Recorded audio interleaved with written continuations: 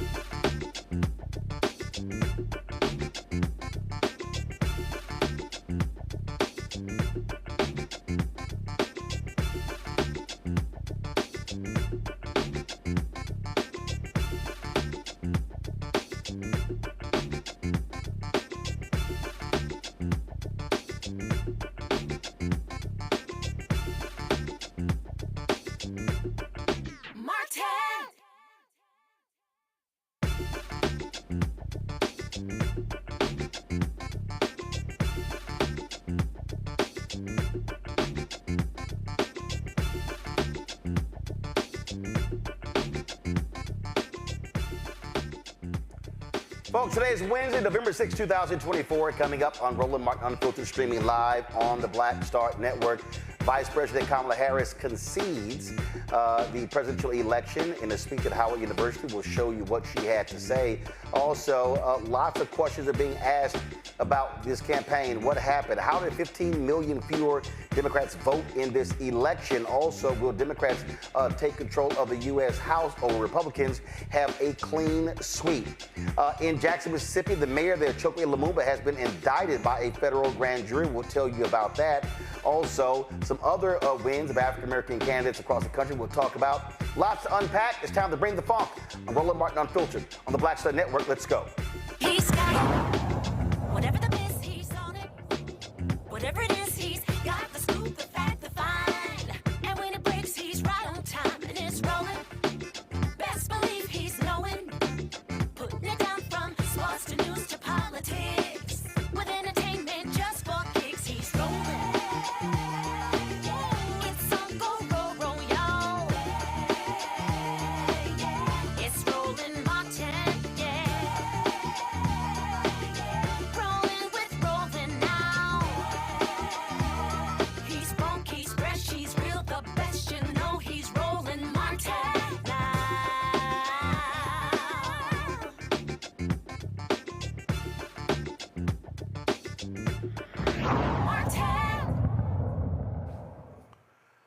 Unlike Donald Trump 4 years ago, Vice President Kamala Harris conceded graciously when it came to losing the 2024 presidential election. She did so by making a phone call to Trump earlier today, and then she gave this speech a couple of hours ago at her alma mater, Howard University. Good afternoon. Good afternoon. Good.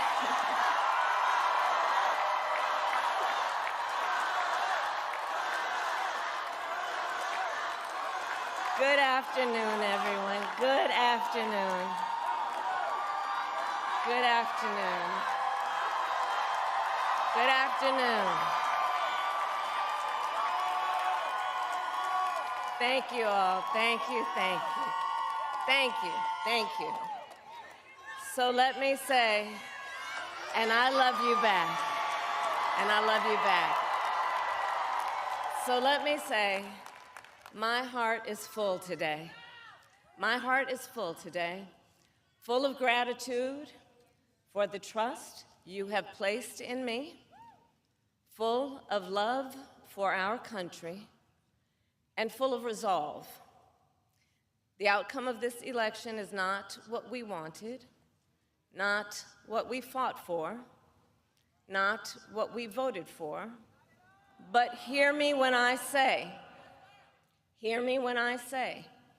the light of America's promise will always burn bright. As long as we never give up, and as long as we keep fighting.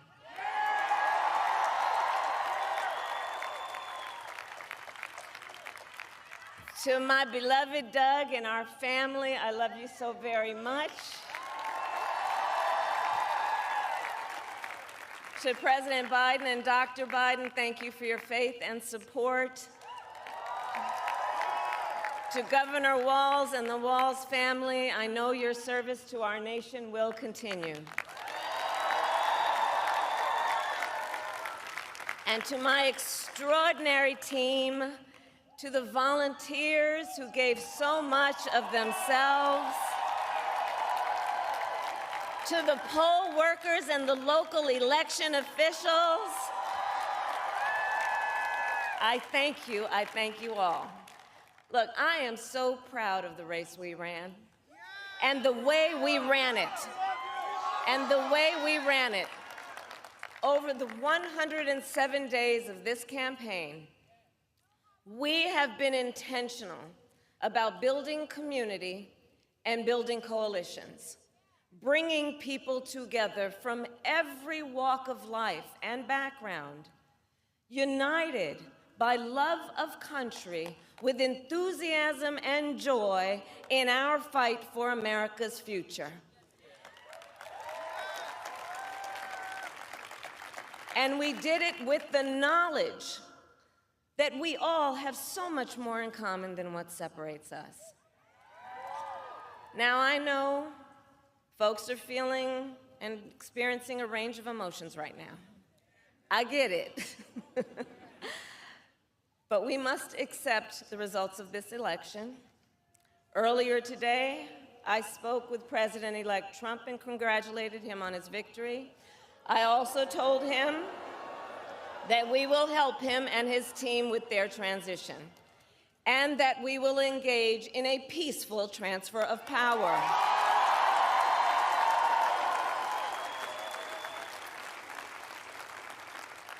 A fundamental principle of American democracy is that when we lose an election, we accept the results. That principle, as much as any other, distinguishes democracy from monarchy or tyranny. And anyone who seeks the public trust must honor it. At the same time, in our nation, we owe loyalty not to a president or a party, but to the Constitution of the United States.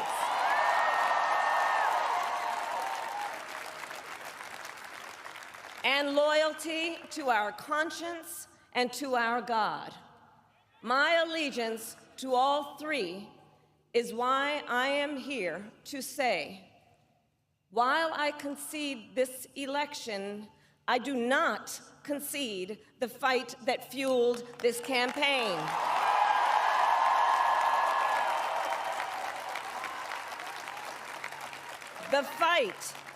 The fight for freedom, for opportunity, for fairness, and the dignity of all people. A fight for the ideals at the heart of our nation, the ideals that reflect America at our best. That is a fight I will never give up.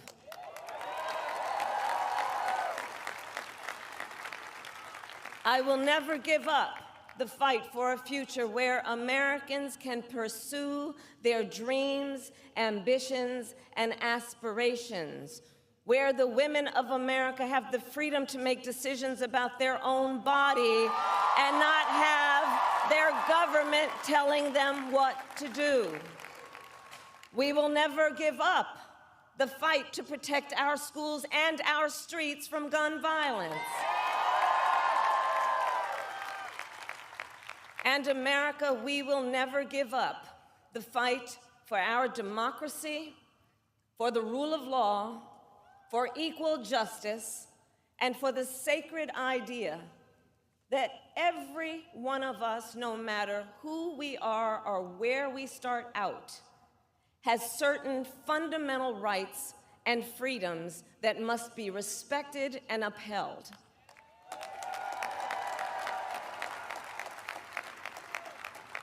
And we will continue to wage this fight in the voting booth, in the courts, and in the public square.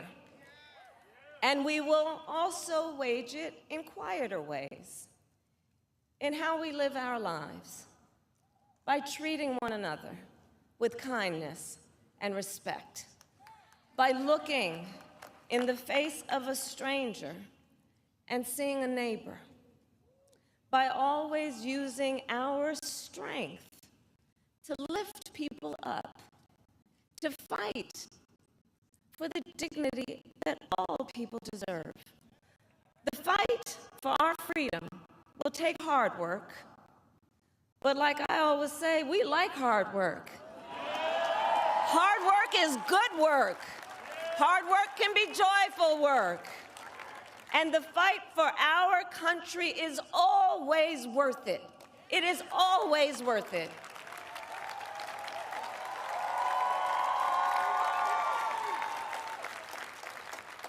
To the young people who are watching, it is,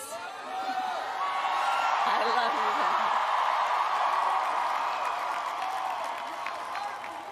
you. To the young people who are watching, it is okay to feel sad and disappointed, but please know it's going to be okay. On the campaign, I would often say, when we fight, we win. But here's the thing. Sometimes the fight takes a while.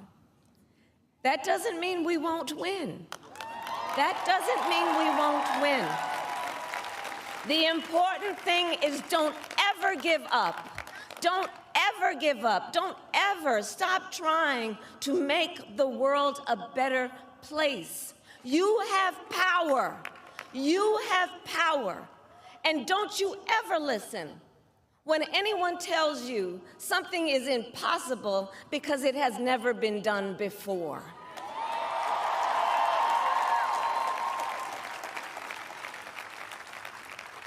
You have the capacity to do extraordinary good in the world. And so to everyone who is watching, do not despair. This is not a time to throw up our hands. This is a time to roll up our sleeves. This is a time to organize, to mobilize, and to stay engaged for the sake of freedom and justice and the future that we all know we can build together. Look, many of you know I started out as a prosecutor, and throughout my career, I saw people at some of the worst times in their lives. People who had suffered great harm and great pain, and yet found within themselves the strength and the courage and the resolve to take the stand, to take a stand, to fight for justice, to fight for themselves, to fight for others. So let their courage be our inspiration. Let their determination be our charge. And I'll close with this. There's an adage an historian once called a law of history, true of every society across the ages. The adage is, only when it is dark enough can you see the stars. I know many people feel like we are entering a dark time, but for the benefit of us all, I hope that is not the case. But here's the thing, America, if it is, let us fill the sky with the light of a brilliant, brilliant billion of stars. The light of optimism, of faith, of truth, and service.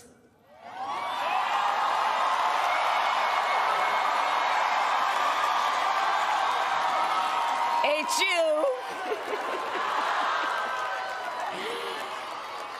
And may that work guide us, even in the face of setbacks, toward the extraordinary promise of the United States of America. I thank you all. May God bless you, and may God bless the United States of America. I thank you all.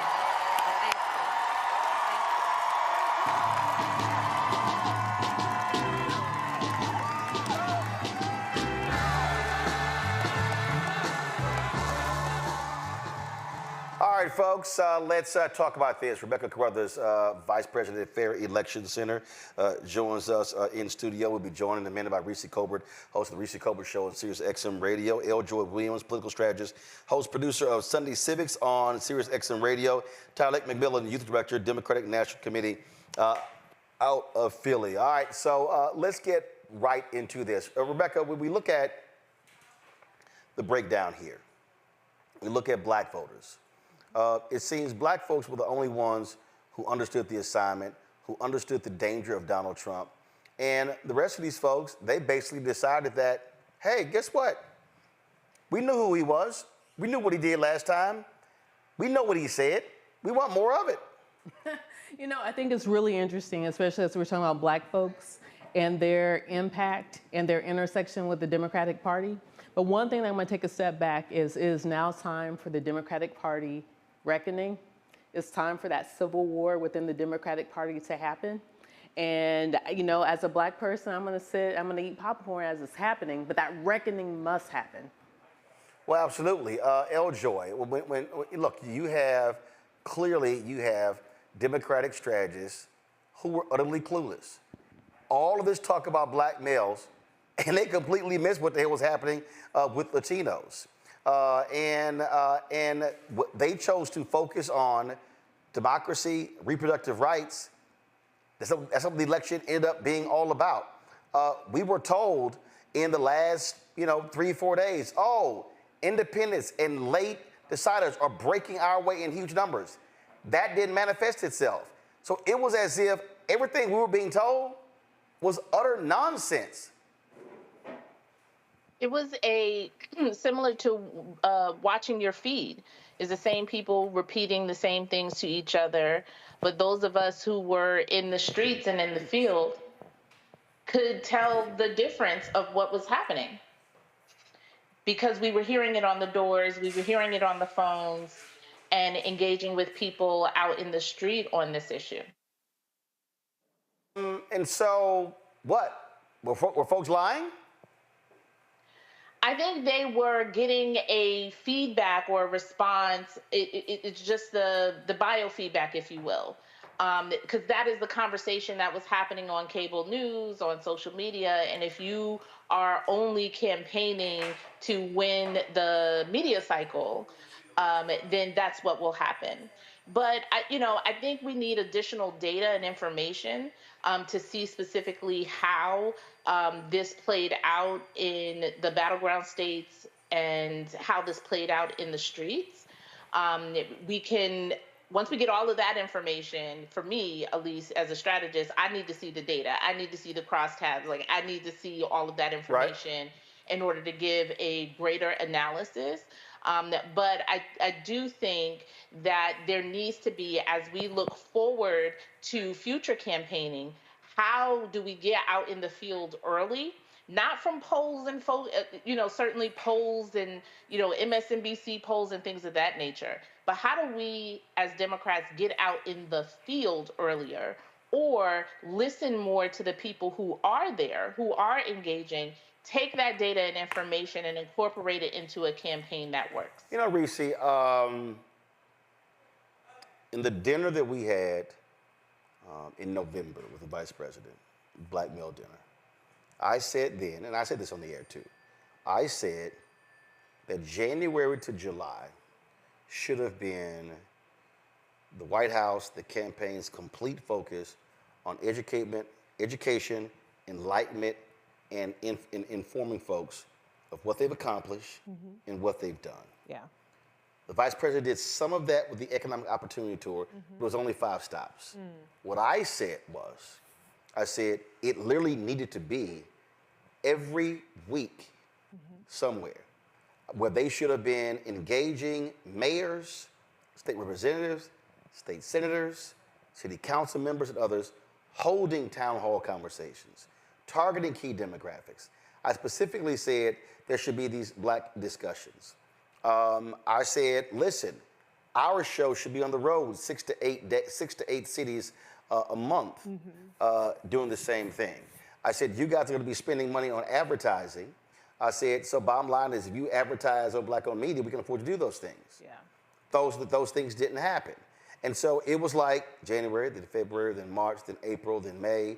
And so Labor had a big meeting on June 17th where they got in the campaign's ass. The campaign announced that they're going to spend $60 million with black-owned media, then grassroots. 10 days later, there was a debate. Everything freezes. He drops out July 21st. And so you get to August, and you're still waiting for those things to happen. And what I said was, the longer you wait, your runway grows shorter. Yeah. And you don't have the time to actually explain to people what you accomplished. That's exactly what happened. Yeah. So, which goes, I saw your video, yeah. which goes to how 14 to 15 million people they literally choose the couch. Yeah. So the voter apathy is the biggest story of this election. And in the 106 days that Vice President Kamala Harris had to campaign, you can't solve voter apathy. No. The bottom line is... That's built up over a period of time. It is. She had too big of a hole to climb out of because, be clear, we were losing, okay, with Biden. And losing and was broke. Yeah, we were losing. We didn't have any of the things that at least Vice President Kamala Harris did bring to the table, which along with her being the nominee brought exponentially more sexism and exponentially more racism. But this was not a winnable race with President Biden either. He could argue that he's the only person that beat Donald Trump. Yes, but what is he now, 80-something years old? 80-something-year-old Biden was 82-year-old Biden wasn't beating Trump. Sorry, he wasn't. He wasn't bringing the people out like that.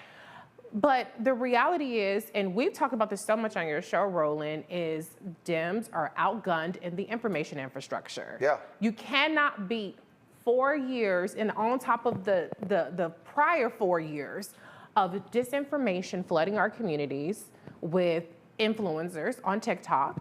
I'm glad that they engaged them, but you can't outgun them with organic content. You also can't do it late. You can't do it late. And you can't run against J6 Donald Trump. Donald Trump fucked up so bad that he was kicked out of office before we got to January 6th. The most people in history came out to vote against Donald Trump. They should have ran against that Donald Trump.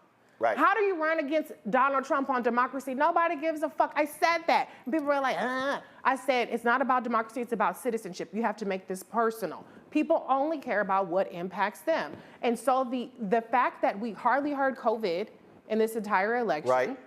The fact that we did not talk about... Which caused inflation, which caused the economic crisis. All of those things. The fact that we didn't hear Donald Trump fucked up the economy, which he did.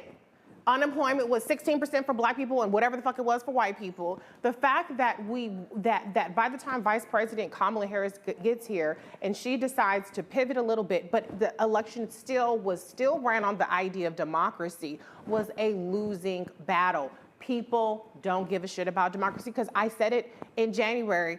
Democracy is not something that a lot of people feel works for them, and then Republicans are equally as animated on the issue of democracy as Democrats are. So there's a lot of things that we have to talk about in terms of strategy because we have 4 more years of this motherfucker now, but I will still stand 10 toes down on the idea that she left it all on the field. Right. And at the end of the day, if 15 million motherfuckers could sit up there and look at goddamn Donald Trump, and not just the 4 years that he was in office, that they said he got to go, but look at all of the times he's been indicted, he's been convicted, he's been convicted of civilly convicted of rape, and the most racist xenophobic campaign, and go, whatever happens, happens. That's an indictment on this country, and that's an indictment on where we are, that people just stop giving a damn. Tyler, when I look at numbers, when I look at numbers here, when I look at what the 1834 numbers, there were some assumptions that were being made. The assumptions were being made that, oh my goodness, once Gen Z and millennials, once they get engaged, oh my goodness, this is going to change. It's going to be a boon for Democrats. They voted big numbers for Donald Trump. From your perspective, what happened? Yeah, first and foremost, I want to say that the vice president and Governor Walz ran a hell of a campaign. The team ran a hell of a campaign. 106 days that we were on the ground. I firsthand saw the work that the team put into building coalitions, into being in spaces, and to being on campus. Shout out to all of our youth organizers and campus leaders who were on the ground, on campus every single day. I think at the there was a battle of folks fighting for rights and those fighting for privileges. And I think last night's election showed what America was willing to embrace. They were willing to embrace racism. They were willing to embrace misogyny. They were willing to embrace hatred. And I think that's what it showed. And I think clearly we saw how black folks showed up in this election. Even overwhelmingly, even as we look at I was based here, helping running campus engagement across the state. The turnout amongst voters was massive compared to previous election cycles. But again, I think that before, not only were we fighting the fact of voter education and the fact of the accomplishments of the administration and what the vice president has done in her role, but we also were in a battle of simply hatred and division and folks who just was not ready or thought that a woman, yet a qualified Black woman, was able to lead our country and to be respected amongst world leaders. But as I said before, it's a battle between hatred and joy. But also, I get that point, but also, listen, I think when you start breaking down this election, it starts coming down to different pieces and chunks. And Rebecca, I think if Democrats make the point that it's solely racism and sexism, I think they are losing the argument. Yeah. I think you have to factor those things into in terms of what happened here. 2024 mirrors 2016, and you had Trump facing a woman, eminently qualified in both cases, and America still has not elected a female president. But you also have to factor in the reality that when you look at exit polling data, when you look at what folks have been talking about, they talked about the economy. Mm-hmm. You then have to, I mean, look, you've got Bernie Sanders out with this utterly ridiculous ass statement by saying Democrats have abandoned the working class, when you literally have the most pro-union administration in more than 50 years. Everything they claimed that they needed to pass or implement to help working class people, they actually did. Mm-hmm. So this idea that they haven't done it, so I don't know what the hell Bernie is talking about, like what more needs to be done. In his statement, he mentions health care, prescription drugs. Last I checked, those things were done. Yeah.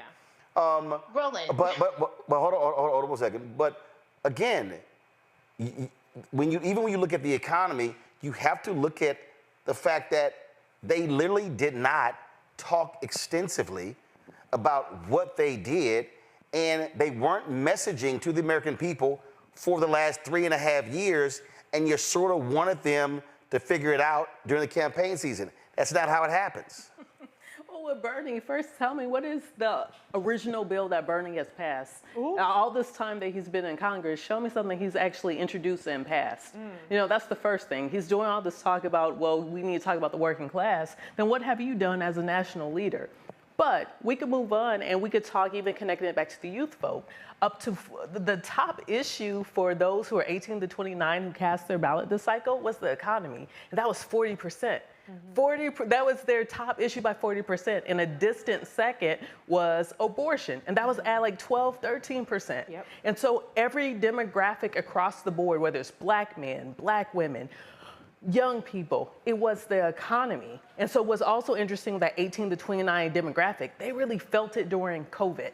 And so even to Reese's point, even to your point earlier, there was a story to tell on the economy. Right. That story was not told. It was an easy story to tell because all of us were locked up at home, and a lot of us were isolated. Even if we were locked up with other people, it was still a period of isolation.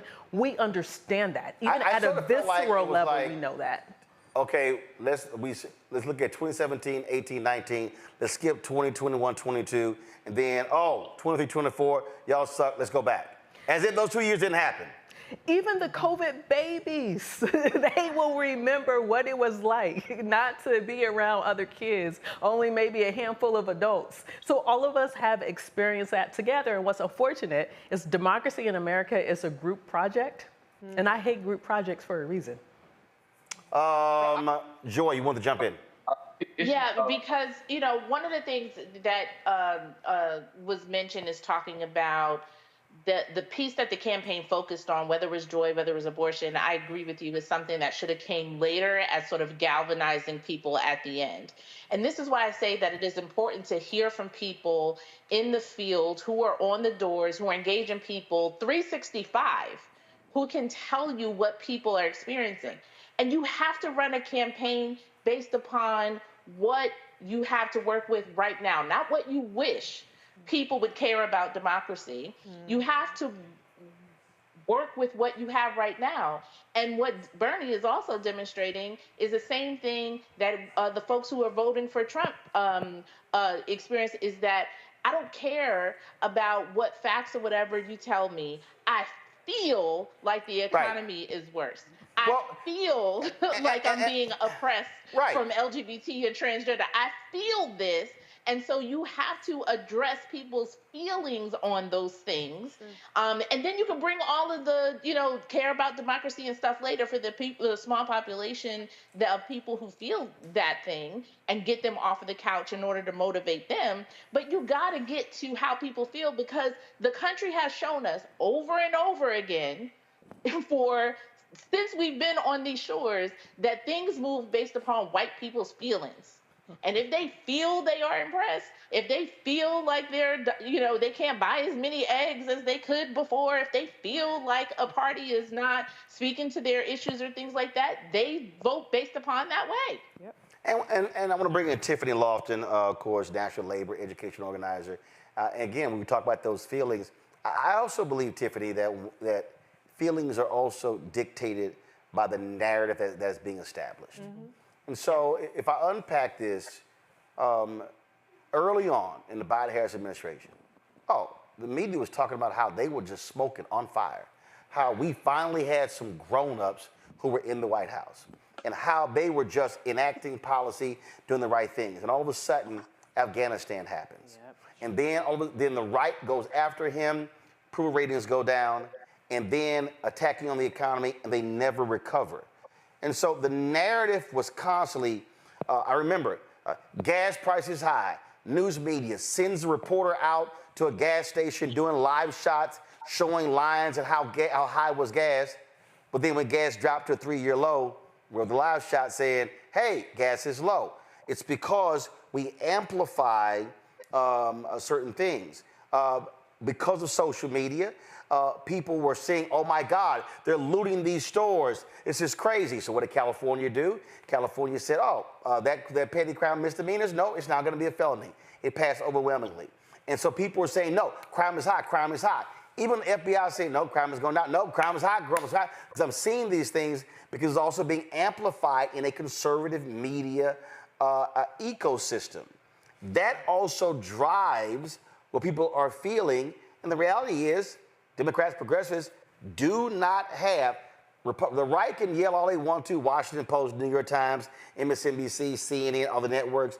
The reality is, progressive Democrats do not have a focused, concentrated media ecosystem the same way the right does with Fox News, conservative talk radio, and digital operations. You're right, and there's so many other examples of that. I'm thinking about just how this dance happened. First of all, hi, Uncle Roland. It's good to see you. Thank you for having me here.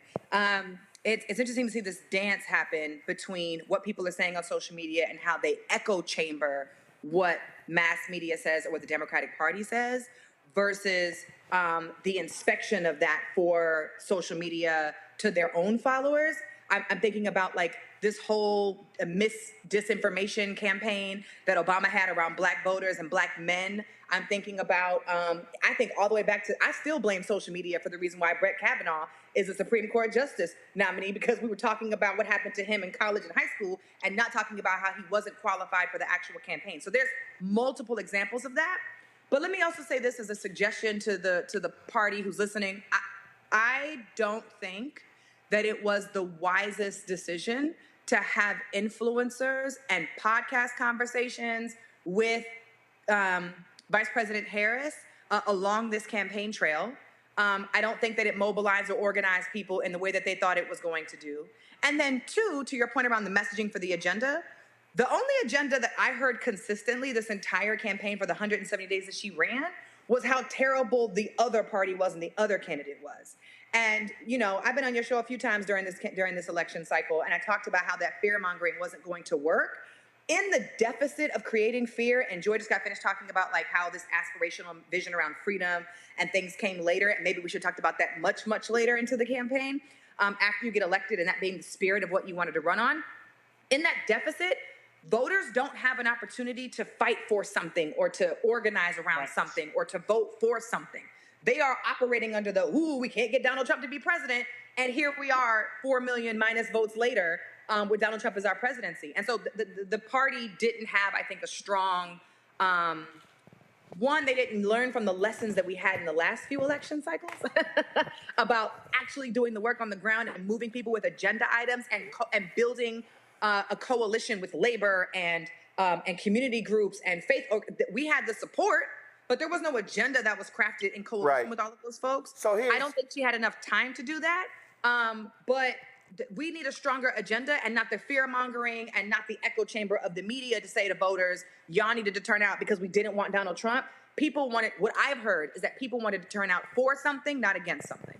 Well, that may work with Democrats, but obviously that works very well with Republicans in terms of, because Donald Trump was saying the country is trash, is garbage, is going to hell, only I can save it. But here's why I have to disagree on the influencers in the podcast piece. Because the game has totally changed. When you look at pure numbers, you take a Joe Rogan interview 11 days ago. On YouTube alone, 46 million views, not even including what's on radio.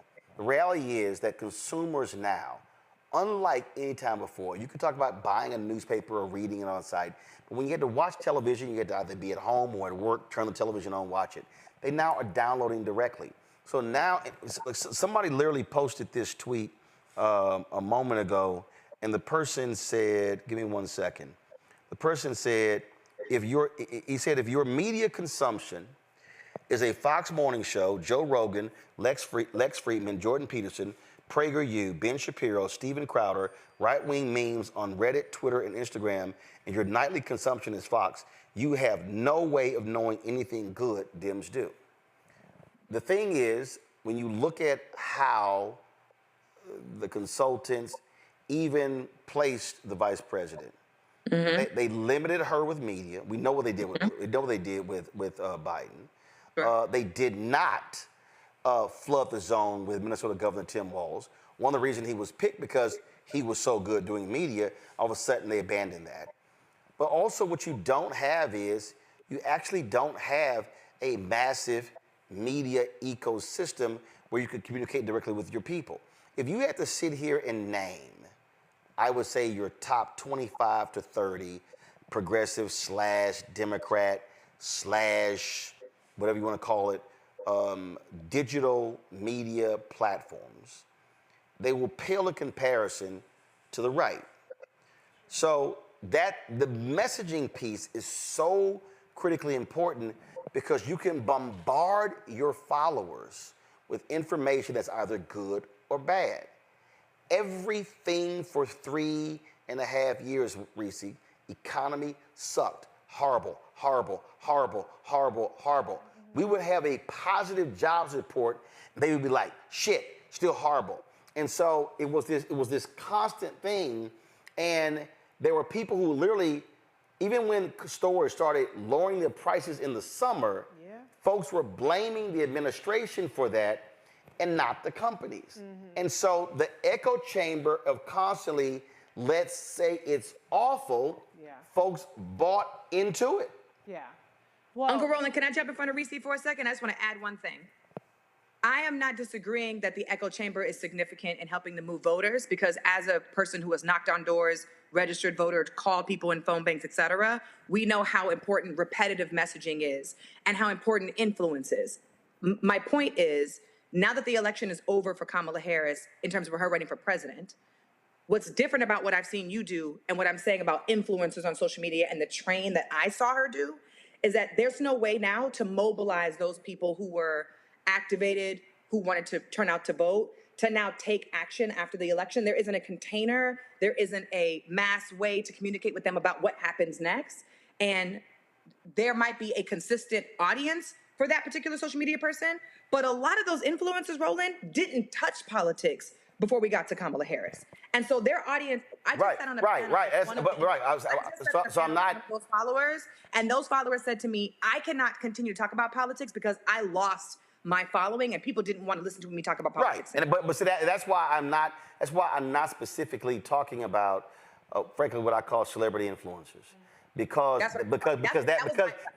so here's what I mean, because that ain't their thing. And so what I'm talking about is, when I'm talking about how you have to have an ecosystem that drives the narrative. And just so people understand how basic this is. So we could take radio, we could take whatever. So you're sitting here right now, 7,300 are live. So let's see, Tyler, Joy, Tiffany. So it's 6 of us. 6 of us are communicating. Well, that's just on YouTube. It's not Facebook, Twitch, or the platform. Yeah. How long would it take for 6 of us to knock on 7,300 doors? So you have to utilize these tools now to be communicating every single day, every single thing, constantly, and not just in a 2 to 3 month window tied around the election. Right. Well, this is where I will agree with Tiffany, because it's not about celebrity. Right. It's what I've always said, it's about credibility. Yes. And so what the Democratic Party has always done is they've looked for the celebrities and the numbers and said, let's just hop on that, as opposed to investing in an infrastructure of people who have credibility on these matters. I know some celebrities who they had moderate discussions, and I'm watching their pages, and some took a week or 2 to post anything. Yeah. And I was like, well, why in the hell y'all invited them? They were like, ain't that the damn point? It's not the point, That, right. The point is you want them posting and Yeah, but they have, the Democratic Party has a tendency to look at those of us who do this, who have credibility with our audiences, even if we don't have the millions and tens of millions of followers of the celebrity, but we do this and we help move the needle with engaged people. They have a tendency to look at us as the choir, and we don't have to preach to the choir. We don't have to go to their audiences because their audiences are already on board with us. That's a huge mistake that we need to correct going forward. Yeah, I mean, Tyler, I'll tell you, it was aggravating to me how long I had to wait to do an interview with the vice president. Yeah. I remember. I mean, I was sitting here going, what are y'all doing? Okay, I'm seeing this and this and this. I'm like, what the hell? Yeah. And again, I do have one more point to make, though. Go ahead. Oh, so the other point, though, is, but I do not want to get lost in all of this. The dissuasion campaign that was waged on our voters, because the #1 ad that Donald Trump ran was not on the economy. It was anti-trans. And so when you run ads on anti-trans positions, you run ads on whatever the hell else he was running ads on. They got between the Kids campaign and the PAC, you got $120 million. $120 million. So what that was about was making her unelectable. They didn't say, oh, she's too black, she out there talking about defund the police. They didn't say nothing about defund the police, none of that shit. They said she wants boys to play in girls' sports. And so while they do have in their ecosystem, he didn't even get, and we don't know what the final tally is, he did not get more votes in this election than he did in the prior election. He did not have to convert even one Biden voter to win, where he lost last time. But what they were very successful at was in dissuading people and getting people complacent. Look at what the Asians got.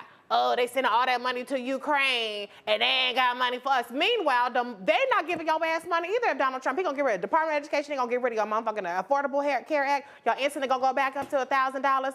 They didn't have to make any of those arguments. All they had to do was to hone in on the things that people can get distracted by to keep them at home, and it worked. So we can't just talk about what Republicans are ingesting without talking about the fact that we don't have an answer, and I didn't see an answer from the Democrats on the deluge that has been happening for years on disinformation, because they don't invest in those of us who actually have these conversations. They just want to swoop in a celebrity, which is fine to do, but you have to do that in addition to investing in the information. So Tyler, here's where we stand. Trump wins, have inauguration. There's going to be always this autopsy, this sort of breakdown. Okay, where do we go right now? Yeah. Look, you're there with the DNC. We don't know if they're going to choose a new leader. Is it going to be Jamie Harrison or somebody else? From your perspective, what do you see? What do you want to be done? What I want to be done, I think at heart, outside of this, when I first stepped into this work, I'm at heart an organizer and a worker coming from the civil rights space. And so I understand first and foremost that struggle is not new. Storms aren't new, but like, as the vice president said, we adjust and pull up our sleeves to get back to work. I think as alluded to my fellow panelists, it starts with community building. It continues with coalition building. It continues to have conversations in community about what the issues that matter to the issues that matter. Really to have a discussion of how we move forward, how we organize, how we're going to organize during this presidency. And again, for folks to step outside of fear and privilege. I think, as I said before, we were in a fight for folks protecting their own privileges rather than expanding the rights of all of us collectively. So we got to get back to the drawing board, how we organize, how we bring more young people to the conversation, to the table, how we having conversations within the different sectors as we look at the tabs of, where we lacked at. How do we step in and then also invest in these communities and ensure that these conversations just don't happen every 4 years, but how are we organizing, as you said before, of having town halls and having barbershop talks? How are we doing live streams and connecting with creators and folks, that this be a regular conversation and just not every November conversation. And so it gets back to the ground roots of organizing, right. Mobilizing, and getting back to the drawing board to really get to the nail of why we need to be involved in this moment, what's at stake, and really getting back to the basics. Tiffany Tiffany, you gotta go. You gotta go because you gotta catch a plane. So I want you to make your final comment before I go to Rebecca, then Joy. Go ahead. I'm about to leave the country and go on vacation, Uncle Roland. So I said, you always on vacation. No, I'm not. I'm not over. I ain't been on vacation in about a year and a half. Look, where have I been? I'm getting my passport. Now you know you're gonna be doing some yoga headstand. Watch me. You somewhere. Friday morning. Tiffany, check take my me IG. with you. Thank you. Friday morning, check my IG, Uncle Roland, because I'm gonna be upside down on the beach somewhere. I'm not telling your followers where I'm going because I got stalkers, but I will tell you when I get back, and you'll see. And I was in the hospital for 6 days, so I deserve this break. So let me say this. I agree with my fellow panelists. And I want to add, there's so much to assess from this last campaign.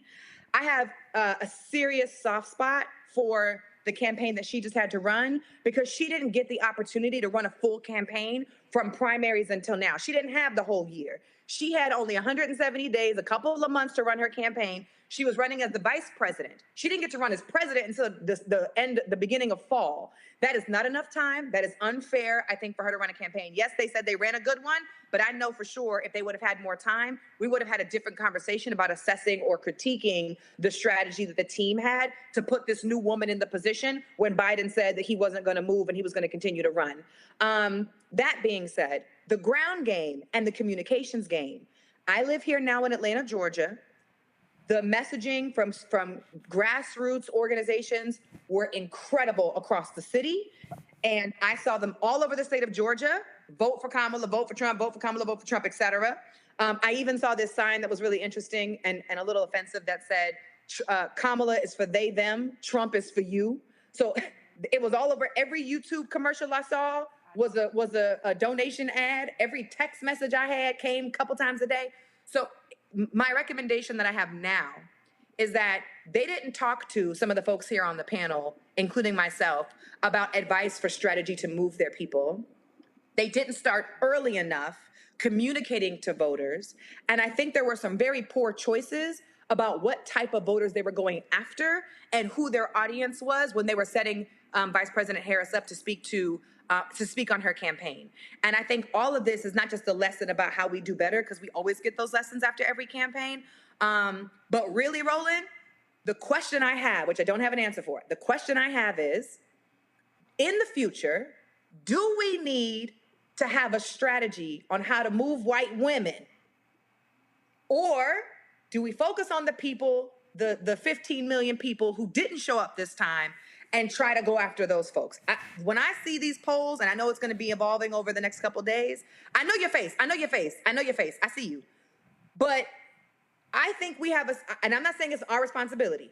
My question again is, do we need to think about a strategy to move these white women, because all of them just voted against their interests and voted to oppress all of my people in my communities. And I don't understand these white women. I don't get them. They're like this foreign species that I'm trying to understand, because I'm like, how in the hell did y'all show up in the way that y'all showed up again for this elected official? And I hope your panel can talk about that, or somebody DM me and give me the answer later. All right, and I'm going out of the country, and I will see y'all in a week when I get back. Enjoy America. Enjoy your vacation, and we'll look forward to seeing your your yoga headstand on Instagram. The point she makes there, Rebecca, is this. When you look at suburban white women, Trump increases support there. It's not hard what the issues were. They played to the crime issue. They played to the immigration issue. Nothing scares a white woman to vote Republican more than to say crime is on the increase. And then you talk about, the encroachment of, look at all these illegals coming in and how they are hurting your babies. They play right into that. And so they fall for the okie doke. Here's the thing, the way white women are socialized in this country, when they get uncomfortable, that's when they show up passive aggressive. So that's just a cheat code of how you manage to deal with white women. They are uncomfortable, they get passive aggressive. They're passive aggressive because they're experiencing discomfort and they don't know what to do with it. But I have a completely different thought than Tiffany. I think black communities should focus on ourselves now. I think we ought to be selfish. And even in our selfishness as black people, if black people do well in this country, everybody does well. So it's not a rising tide lifts all boats. Lift up black people in this country, and this entire country would do well. So as black folks, because we understand that, and oftentimes we're on the short end of that stick, we need to focus on ourselves. I've been reflecting and thinking more about Dr. King, talking about, is he getting the black community to run towards a burning building? Did he really sell us did he really sell us I'm losing my words here. A dream? A dream. Did he sell us a dream? Yes, Reese. He had a dream. He had a dream, but we're living the nightmare. And so we actually need to be selfish. A lot of times we talk about the Black and Brown Coalition, we talk about being BIPOC. I am black. And one thing I never even used BIPOC. I think BIPOC, Latinx, all them damn phrases, they drive me crazy. First of all, hold on tight. I'm gonna go to Joy. Joy, you've been waiting patiently. Go right ahead. Yeah, now I got notes. So, so the first thing to Tiffany's point, and to others' point on a strategy for these white women, I agree that it's not selfishness, it's self-preservation. And I don't think that we need a strategy for that. They have to develop that on their own. And to Tiffany's point that I'll have to text her about later on her not understanding or knowing these white women, yes, you do. You do, because we've worked with them. We've worked alongside them. They've been our bosses. They've been our co-workers. They've been in different spaces where we've had to deal with their passive aggressiveness, deal with them siding in different ways from that nature. And to your point, Roland, and others, is that when they are uncomfortable, they will run to what they know and feel comfort in. This thing that anybody does, that any human being does. And what that comfort is under the shelter of white supremacy. And that's where they run to from that standpoint. I believe we don't have a strategy for them to try to woo people back, just like I don't believe in having a strategy to woo Republicans or woo independents, and that because the greatest population that we can persuade are those people who chose the couch. And how we persuade them, I know because I do it. How you persuade them is you give them something to vote for. You give them an agenda to vote for, which goes back to Tiffany's point, and that you're not just sowing fear and discomfort and vote against someone, but we're voting on this agenda that will increase your financial well-being, that will increase your healthcare, that will increase your child's education. Give them an agenda. And so for our organizations, the communication strategy that you're talking about in the narrative is that has to be from now, this post, election review, going into the midterms, and then preparing for redistricting, preparing for census and redistricting, going into that we are preparing people on an agenda of this is what we can gain when we build our political power in that way. Okay, you talk about the agenda. So let me put this on the table because this is also what is perplexing me in a huge way. First of all, let's bring in Dr. Wes Bellamy, Chair of Advocacy for the 100 Black Men of America. Wes, glad to have you here. So I'm gonna put this out, and I want all of y'all to respond to this. So explain this to me. How does Missouri codify abortion rights in their constitution? How do they pass a living wage, but then re-elect Josh Hawley, who is against both of those things? How does Arizona do the same? I mean, when you look at some of these states, when you look at the choices that they made on the state level, but they re-elected individuals who are absolutely opposite those very things. And I saw this one tweet, the person asked, okay, so Democrats now have to ask themselves, how do we lose big in Missouri, but they passed two things that Democrats supposedly are big on? Wes, your thoughts? Racism. It's to me, I don't think that there's any other way to describe it. When I look at my daughter and I look at the ways in which like people just voted, I'm very disheartened. But I also clearly understand that racism, in my personal opinion, is the biggest factor at play. There's no other way, in my personal opinion and personal estimation, to describe or to break down or to analyze what you just described for all of us. The major ballot initiatives passed in states like Missouri and Arizona. But nonetheless, those same voters couldn't go and find themselves or couldn't find it within themselves to vote for a black woman. Arguably the most qualified individual that we've seen run for presidency, a person who served on all three levels, a person who, by any accounts, was ready and prepared to lead this nation, a person going against a 34-count convicted felon. They couldn't find themselves to do it. And to me, I don't think that there's any other way or explanation other than pointing out blatant racism. And I think Democrats as a whole need to stop looking at developing and building out this quote unquote tent and focus on those who have consistently been there for them, i.e. black folk.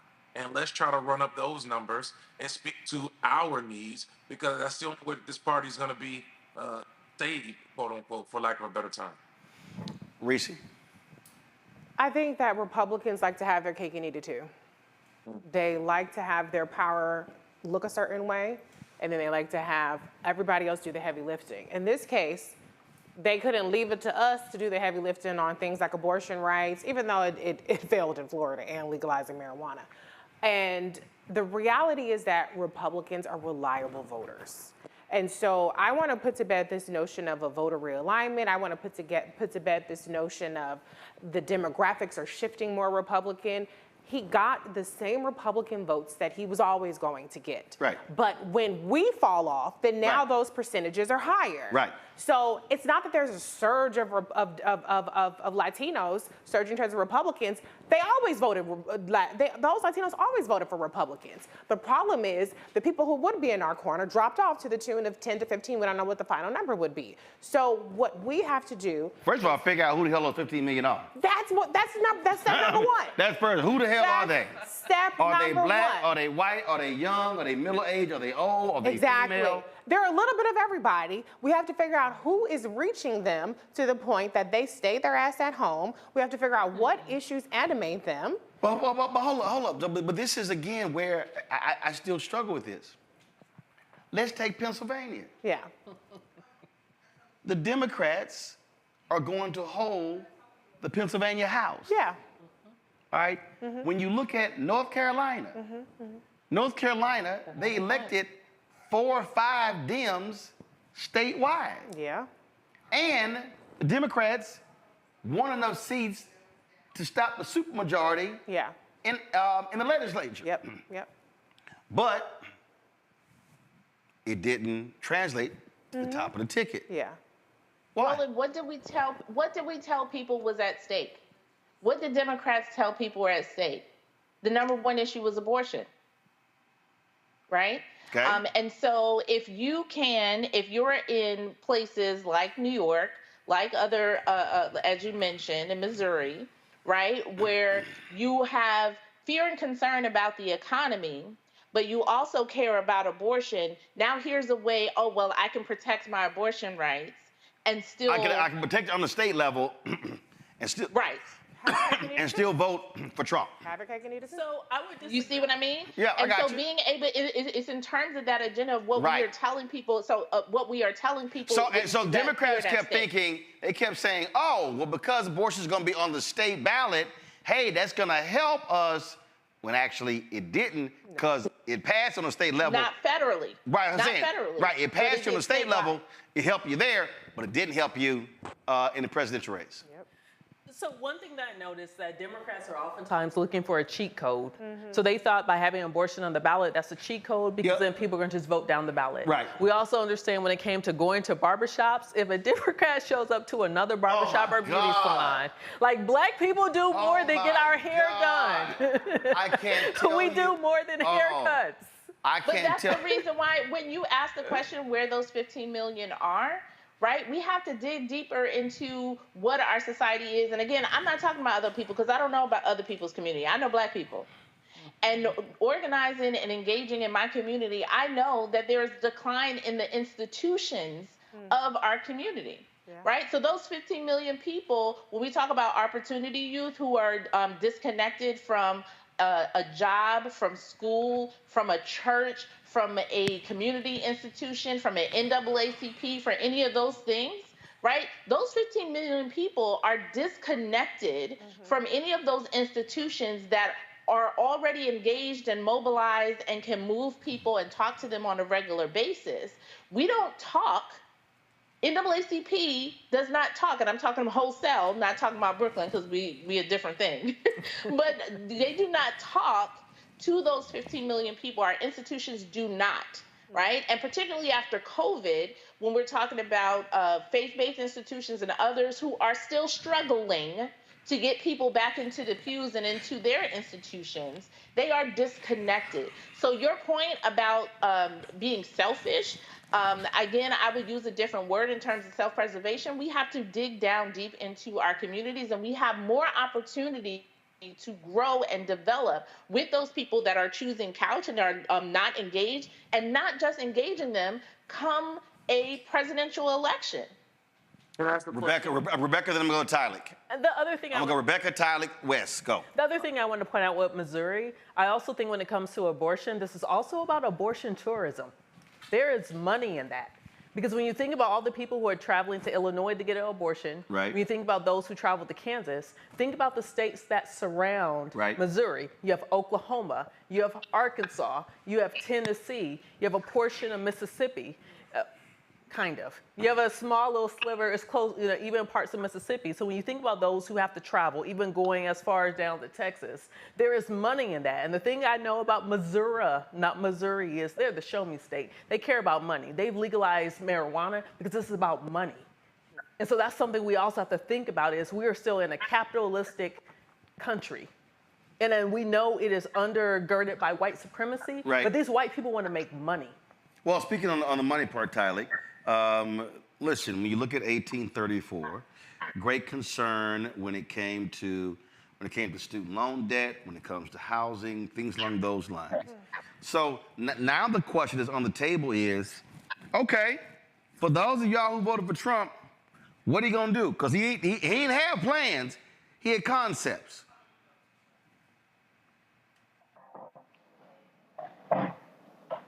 Tylik, go ahead.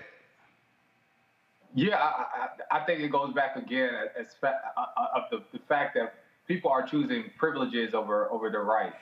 I think clearly as we think about, we had conversations before about how the vice president could have stressed, you know, the issues that matter to folks. And I will argue that she did. She talked about the fact of home ownership and the fact of putting down a down payment to create equity for your family. She talked about creating small businesses and giving folks a head start to starting the business. She talked about child tax credits to give folks, you know, more money as they're starting families. So I think she had those conversations with voters, but for somehow folks did not resonate or pick up on the policy stances that she stood for, but rather folks cared about the privileges of I was talking about white supremacy and racism.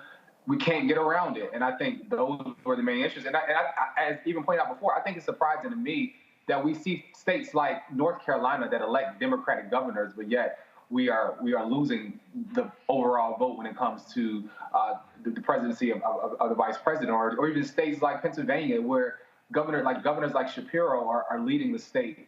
And so I think it's rather confusing to me, but I think it only justifies the fact of how we must really get into community to get those folks off the couch, for the many of folks who did not even show up at all, and how we really connect and resonate with those voters first and foremost. And even as Dr. West pointed out, staying true to the voters that have been consistent to this party, which has been Black folks. Because as we said before, as when Black people win, America wins. And so we must stand hold to that first and foremost. But Wes, here's the reality that I keep saying. 2016, 2020, 70% of the electorate was white. And so my greatest fear, my greatest concern was, could Harris hold the white demo, the numbers that Biden got? That was the issue there.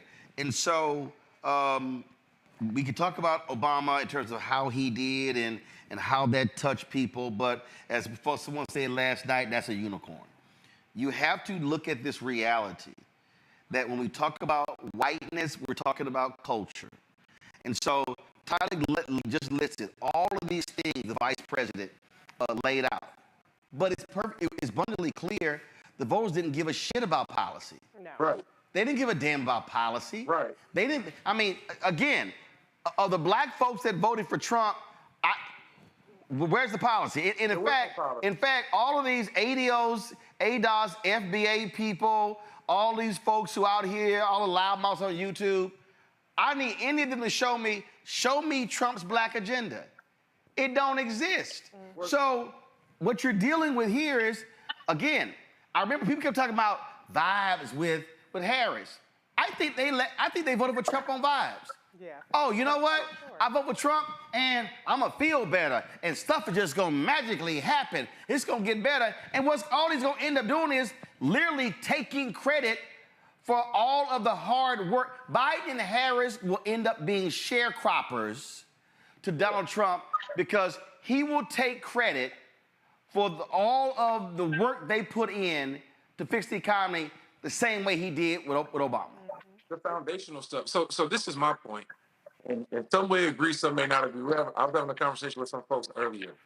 I really think that the Democratic Party needs to look at the bench and the individuals who are going to run moving forward.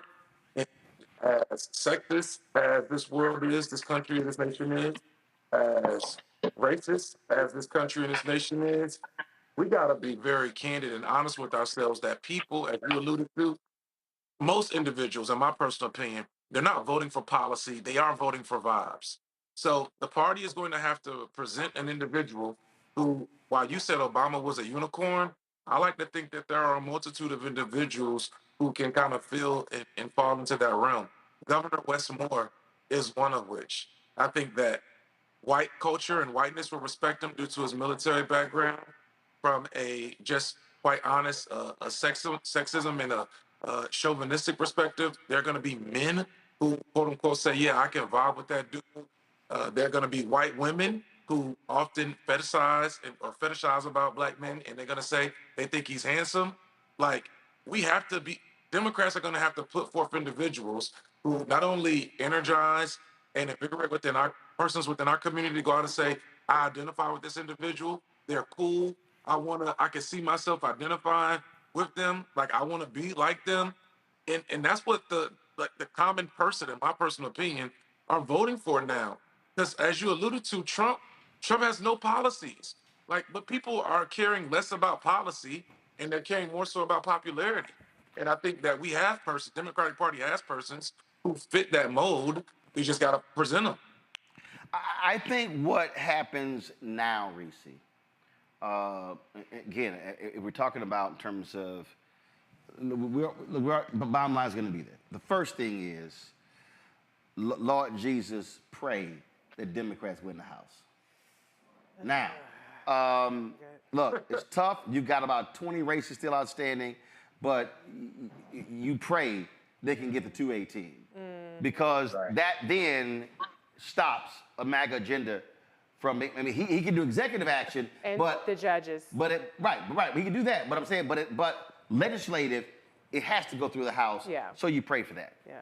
But also, I think where Democrats are now is, first, who's going to lead the party, and now, what is going to be that strategy to focus on the 2026 midterms? Yeah. Also, state races. You got state races in Virginia next year. So when Joe was talking about redistricting, you gotta say, yo, how do you knock down some of these supermajorities so you have a say when redistricting comes around at the end of the decade? Yeah. That's there. I think you have that. Also, you also have to figure out a communication strategy, meaning also communicators. So what he just said, question now becomes, okay, who are going to be those folks? We saw Gavin Newsom a whole lot between January and July. When Vice President Kamala Harris gets the nomination, it was like he disappeared. He did. All those Fox News appearances, what happened? I don't know if it was the campaign's call or if that was his call. To Wes's point, I said even last year that if Biden Harris ran this year and they lost, that there was no doubt in my mind Wes Moore was the #1 in 2028. Yeah. Because I've seen him. It's this very weird thing in terms of just how some people. How can somebody communicate with regular, ordinary folk, with rich folk, and so some folk have it, some folk don't. Yeah. So now the question then becomes, the party's not going to position him. No. But how does he position it? Because you're going to need those external voices targeting the administration and the policies and getting people focused and interested. Yeah. Well, first, let me say, I don't want to attach Governor Wes Moore to the notion that we can't elect a woman, because he, in and of himself, is a sensational politician, exceptionally talented. He has all of the intangibles, and then he has the benefit of being a governor of a Democratic state where we just elected a black woman senator who he was behind in the primaries. And so I don't want to attach him to that. I think that he has his own merits on his own record and his credentials. I agree with you on the point of communicators, but I think the #1 thing, to your point, is communication and information is we have to develop a counter strategy. In your chat right now, Roland, I noticed, even though they won, there are all of these chaos agents, these Trump supporters, these fake FBA ADOS people who are relentlessly, everything that comes out of our mouth, they're countering in this chat, and they're amplifying Donald Trump. So even though they won, they're not lighting up on their communication strategy because they understand that this is a cumulative impact of making sure that their narrative is the winning narrative. And so Democrats have to attack all of the conversations we have with the same level of discipline and relentlessness that Republicans are showing. That, to me, is the very first step, is being as relentless and as devoted to countering what the Republicans do. Now, I thought they did a pretty decent job during the Trump era of having their press conferences and pointing out all the bad stuff that Republicans were doing, but they didn't point out all the bad shit they were doing while Biden and Harris were in office. And so they have to not let up this election, for the remainder of the Biden-Harris administration, and they have to invest in the same things that the Republicans have invested in. If they do that, then we have a fighting chance with Wes or with whoever else will be the nominee in 2028. Rebecca. You know what's really interesting, Reese? I was also reading the comments. I see a lot of the FBA and ADOS. Yep. And you know what? By any account, I am FBA and ADOS. My family has been in this country for centuries. We have survived for centuries. And what's always interesting is whether it's Tariq or Yvette and they're doing their discussions and they're talking about tangibles or lineage, how are we going to make decisions? And even with thinking about the concept of reparations, that still goes back to the economy. Right? Because we're now talking about personal economy. We're talking about things that are owed to those of us who are descendants of people who have built this country. But even still, what's also kind of weird for me, though, is even seeing the bots or the people with misinformation saying, oh, we should just burn the whole thing down. When has that ever, if you are ADOS or FBA, when has it ever been a Black American ideology of just burn all this down? Yeah. My family built this. And you tell me to burn down everything my family built? No, I'm gonna take it over because it's mine anyway. Well, but here's what's interesting though, because Joy, part of this whole deal is the folk who, guys, get Khalil mic'd up, please. The folks who voted for Trump, they want to burn this down. Oh yeah. They want to burn this down. And see, and that's the thing that I think we have to recognize. We're dealing with people who Trump appeals to them with this whole idea of, oh yeah, we're gonna gut this whole system. I'm gonna bring RFK Jr. and we're gonna gut all of this sort of stuff. I'm gonna bring, Elon Musk is gonna just go through all of government and we're gonna just gut it. And people are like, yeah, yeah, yeah. And then of course, when that hurricane hits North Carolina and South Carolina and Florida, they're like, oh my God, where's FEMA? Oh my God, where are you? No, well, what do you mean we're out of money? Yeah. And so again, when shit hits the fan, Joy, now I'm gonna be like, okay, where's government? But now let's gut everything. It's like, all right, let me know how that works. Because what's at the root of this is that let's go back to this Make America Great thing, is going back to a time period when the functional government of this country was only focused on the needs and the desires of wealthy white men. That's it, right? Because it's eventually like, so getting rid of these extra protections and you having equity and getting rid of the bloated government that provides support for everybody else, this socialist government that provides support for people that should pull themselves up by their bootstraps, in this, sort of American lie of how people were able to build on their own without the help of anybody else or any other entity.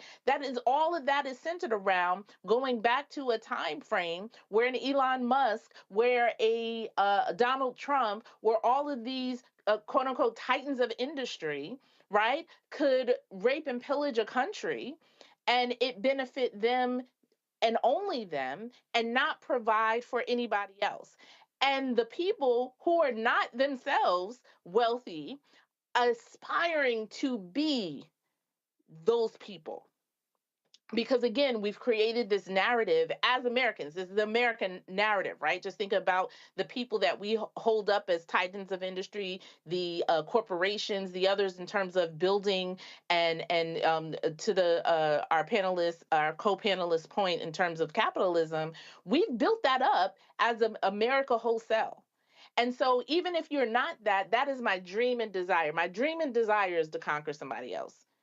My dream and desire is to go to that point. And so I want to strip away anything that anybody else can have. But if I'm in trouble because I'm either that white male that that aspires to be like that or is like that, no, send FEMA for me. Send resources for me and my community, but not for anybody else.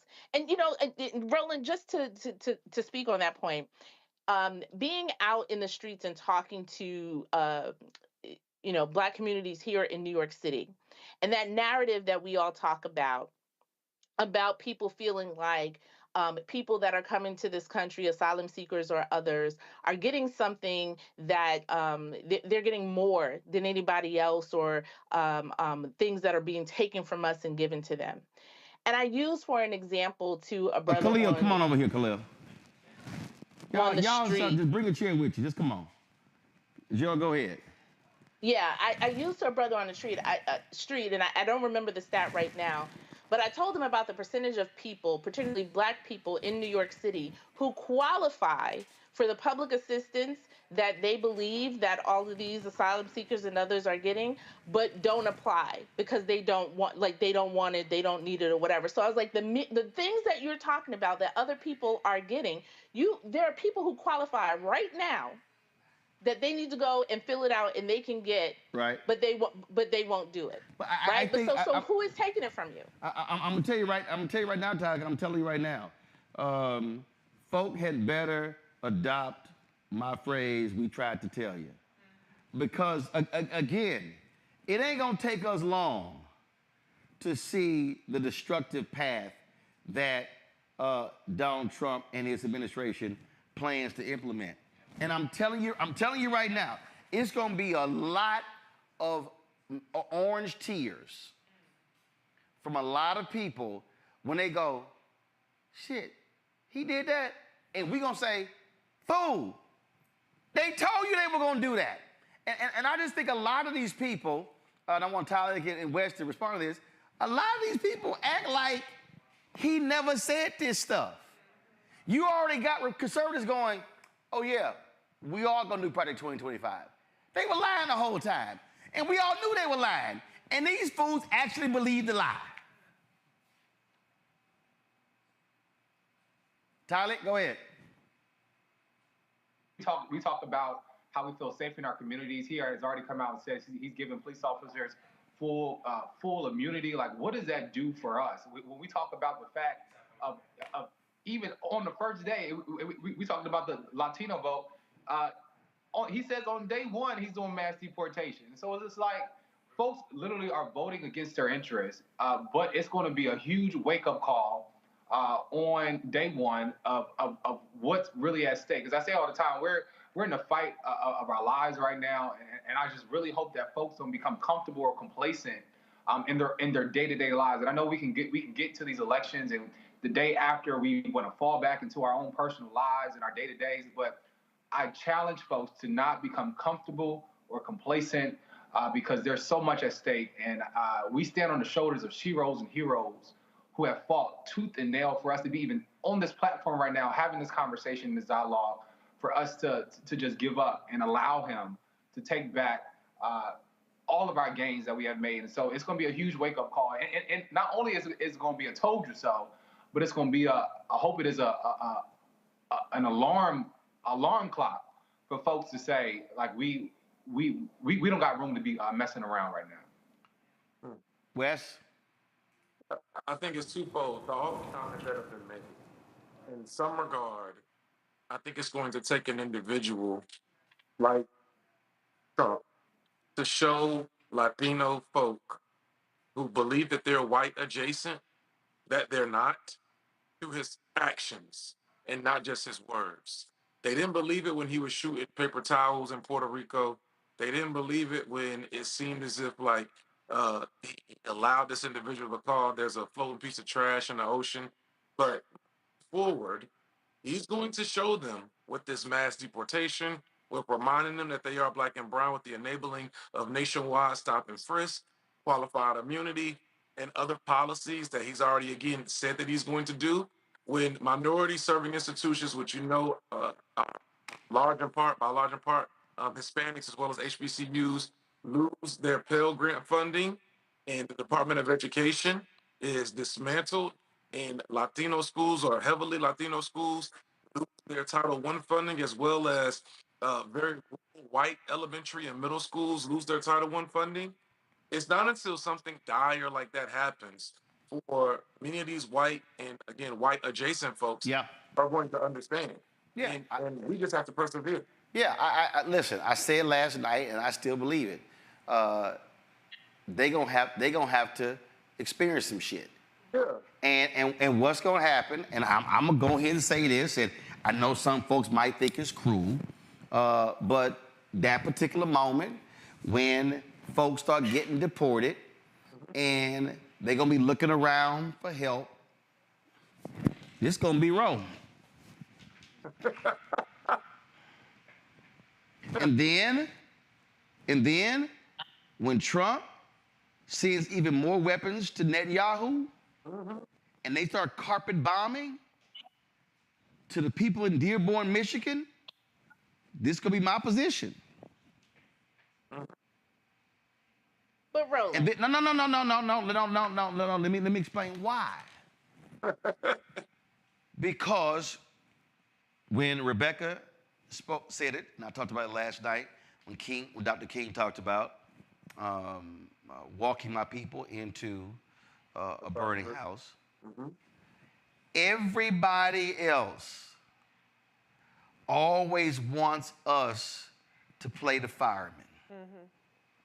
We sounded the alarm in this election. We yelled, hollered, and screamed in this election. We tried to tell people, we tried to warn them, but folk decided, you know what? Hey, y'all gonna do what y'all gonna do. Sometimes you gotta let folk experience getting their ass whooped before you step in. Now I know some may disagree with that, but there are some people who are gonna have to get taught a lesson that there are consequences to your vote. And I never forget, 1984, Reagan just destroyed Walter Mondale. Mondale won one state, Minnesota. And all them white boys and white girls, college Republicans, boy, they were out there, ooh, Reagan, 4 more years. Damn near 3 weeks later, his ass slashed Pell Grants and student loans. Them same white boys and white girls were shedding tears. And I remember sitting there.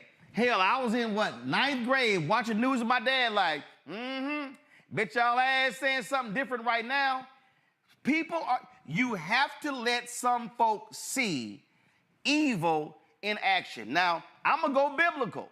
Somebody hit me earlier today, and they said, man, how do you explain what happened? I said 1 Samuel 8. God freed the folk from Egypt, from Pharaoh. Now here they are, and they like, Samuel, we need a king. He's like, y'all good with God? No, we need a king. We want a king. God's like, all right, I'm gonna give y'all a king. Samuel, go ahead. He told Saul. Saul was evil as hell. He's like, oh my Lord, Saul's our king. God's like, y'all wanted a king.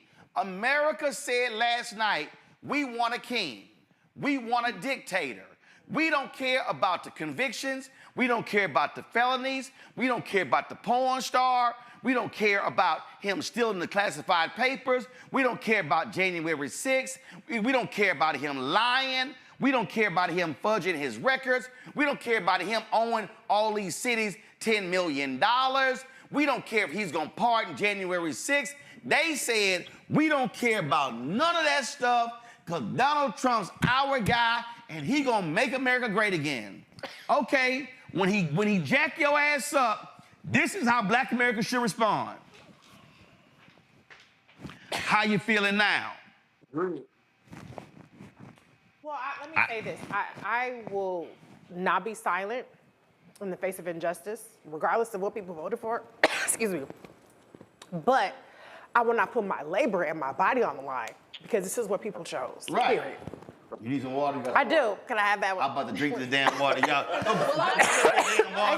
That was your water? My bad. It was sitting there too damn long. It was sitting there like an hour. So I was like, well, maybe that ain't Rebecca's. I'm going to drink it. Help us out. I appreciate you. Thank you. Can y'all bring 2 waters, please? Thank you. Yeah. Go ahead. Hold on. Reese is going to finish your point. No. You're going to Joy. No, I was giving her some space. Go ahead. All I want to say is that we cannot let up. This goes back to, again, we cannot be complacent. We have to be relentless and we have to be disciplined about calling out this shit so that next time, okay, now you motherfuckers learn. Remember, you thought it was a game. Now you learn.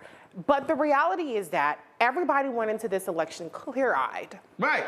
When Trump won in 2016, he didn't win the popular vote. Right. Oh, he gonna probably be more liberal than Hillary. Hillary is a hawk, and she's a da-da-da-da. Right. And so maybe I can forgive you first time, shame on you, but second time, shame on me. And they were open real clear. They were very clear. And so what happens next, we're clear.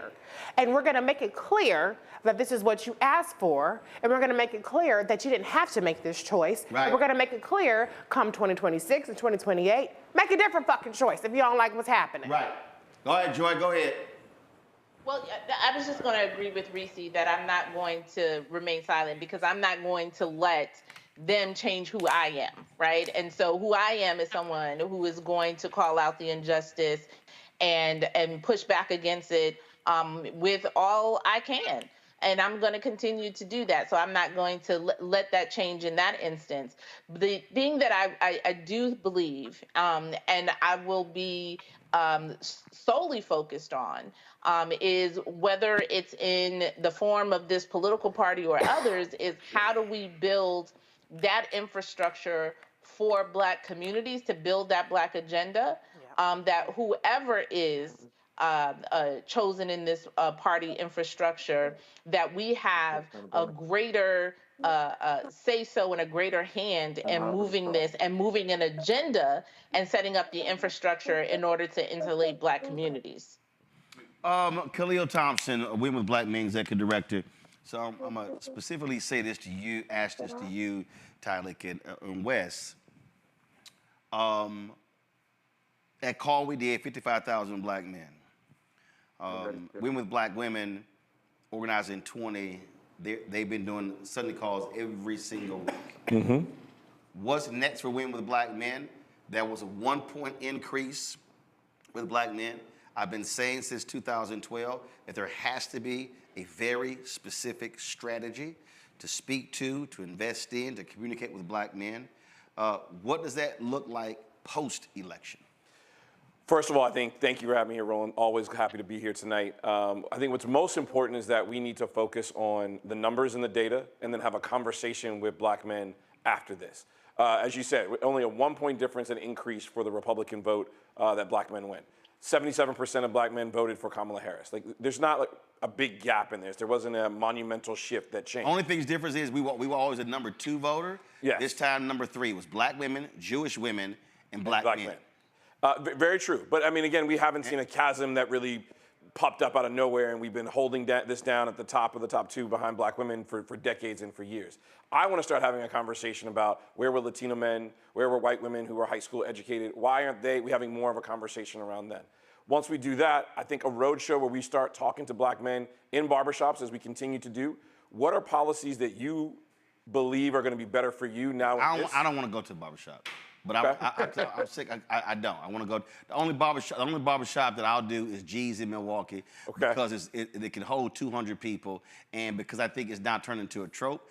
Black men are communicating in other places, and so I say, look, let's do something in some community centers. Let's actually it's just driving me crazy. So if we take away the moniker, I got you. Go ahead. What we want to do is go to brothers and say, look, you have an opinion for why you either didn't support Kamala, you weren't hearing something in the Democratic Party right now, maybe something you didn't hear or you wanted to hear in the Republican Party. Whatever that is, let's make that scorecard. Let's see what happens in the first 100 days. If you wanted this administration to deliver on you, great.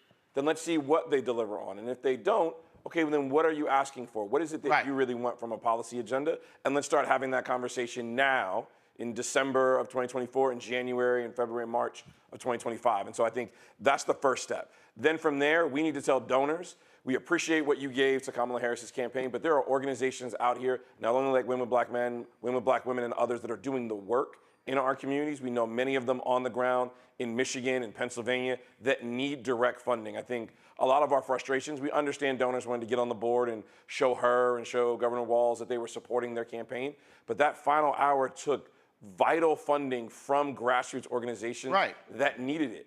I mean, we were on text chains where offices were asking us to donate money to make sure volunteers could get pizza. Can we get $5-10 grand? Which is why, and it was it was my idea when I said no, we ain't giving all that money to the campaign. We gonna keep some of that money. And there were some people who got an attitude, and I was like, I don't give a shit about your attitude. And we were able to at least take almost $500,000 and give it directly to Black male groups that were on the ground, and it was 146 across the country that applied for the money. Right. And so you saw the demand that was there. Yep. I know Black Voters Matter had a $3 million deficit that they should have gotten, and so those PACs were not sending them money, but you want to turn people out. The reason I asked that question in terms of what's next, Wes, is because what I don't want brothers to do, and every place I go, I say this, and it's all the time. What I say is the election is the end of one process, is the beginning of another. So, election's over, okay? The candidate we wanted didn't win. We're still constituents. So the question now, Wes, is from a Black male perspective, what pressure are we now applying to who's in charge. How are we then holding them accountable and then calling them out? I see some of the folk who are I see some of these black dudes who are gloating today. And I'm saying, all right, you gloating. Where your damn plan? Yeah. Since you talking all this shit about the vice president, where's your plan? Again, this is that moment where we have to challenge loudmouths to say, okay, you supposedly pro-black, you supposedly all that. Where's your plan since you were like, oh, well, they didn't do this and didn't do that? So how do you see this black male movement continuing post this election? I think in twofold. One, we have to be intentional about how do we communicate. I'm not talking about the brothers who already have the six-figure jobs or the brothers who are already a part of, and no disrespect intended, but who are part of some of our Divine Nine organizations or the Boule, or who may already have reached a certain status. I think there has to be some intentionality with us specifically going to the block, and not the barbershop, but I'm talking about the block and having conversations with brothers. First of all, us not being afraid to have conversations with our brothers. Right. May not present in a certain way, or who may not articulate themselves in a certain way, or who may show up in a certain way. We have to be intentional with having conversations with them about how they become engaged in the political process. I love Khalil, and I agree with Khalil's point in terms of us allocating resources. But I only push back a little bit, and that's my man. I only push back a little bit in the sense of brothers told us what they wanted. Like they were very candid, at least in the 27 stops that the 100 Black Men did across the country. And I'm sure you heard this as well, Roland and Khalil, like as y'all were going across the country, brothers told us what their high level issues were. But it seems as if while a portion of those issues were presented within the Vice President Harris's black male agenda, on the state and local level, having those issues presented is still very far-fetched. And it's going to have to be for us to encourage them to show up at their city council meetings, at their school board meetings, at the state house. But that means that there has to be some intentionality with education and then consistency with the groups who already have trust on the ground.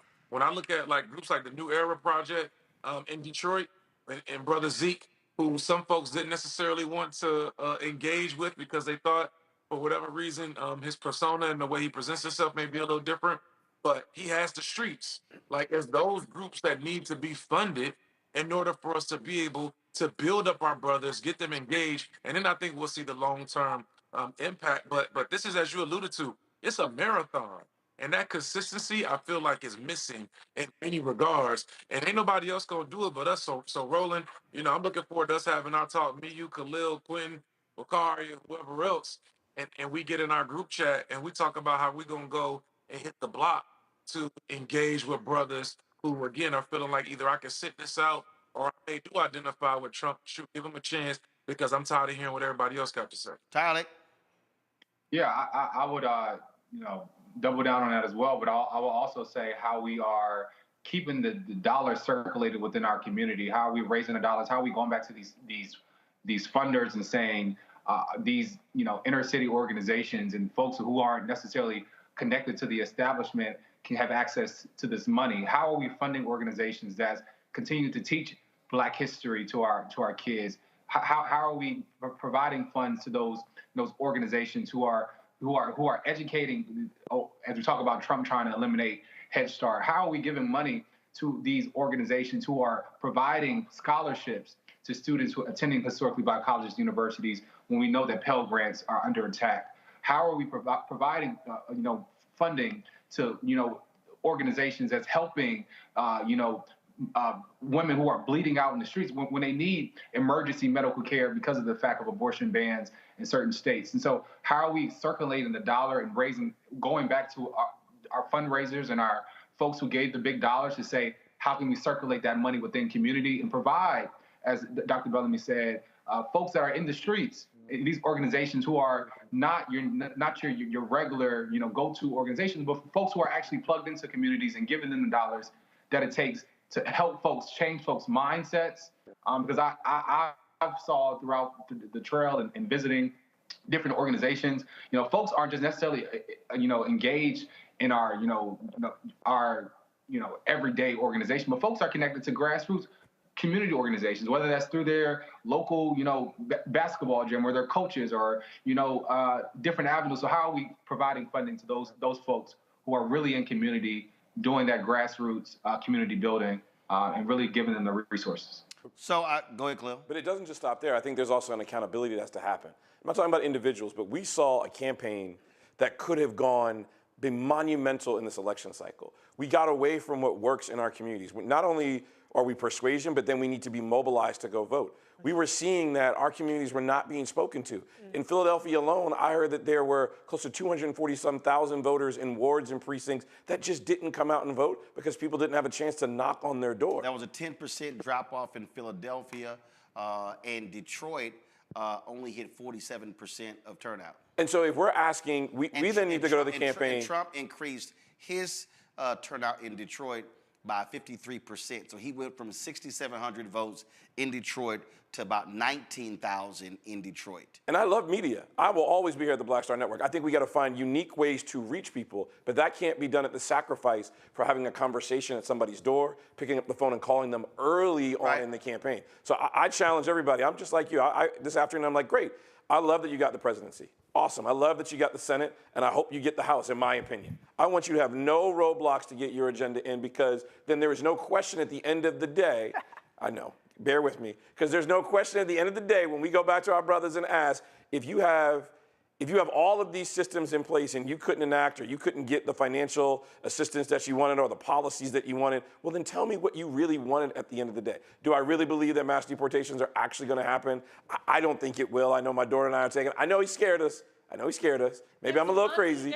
There's money in it. So yes, all this stuff is going to happen. But I feel like once we start doing it, average Americans who don't want to take those jobs that are in the Sun Belt to go pick that food and it's going to be on your grocery store, those prices are going to go sky high. I think things are going to come back to the opposite. No, so then you will keep, so this scheme is you keep incentivizing people to cross the border, work here, being paid under the table, then you mass deport them because someone's going to make money off of it. Then corporations are going to go back to Mexico City with their billboards, recruiting people to show up to Billings, Montana to do this work. It is a cycle because there's money attached to it. So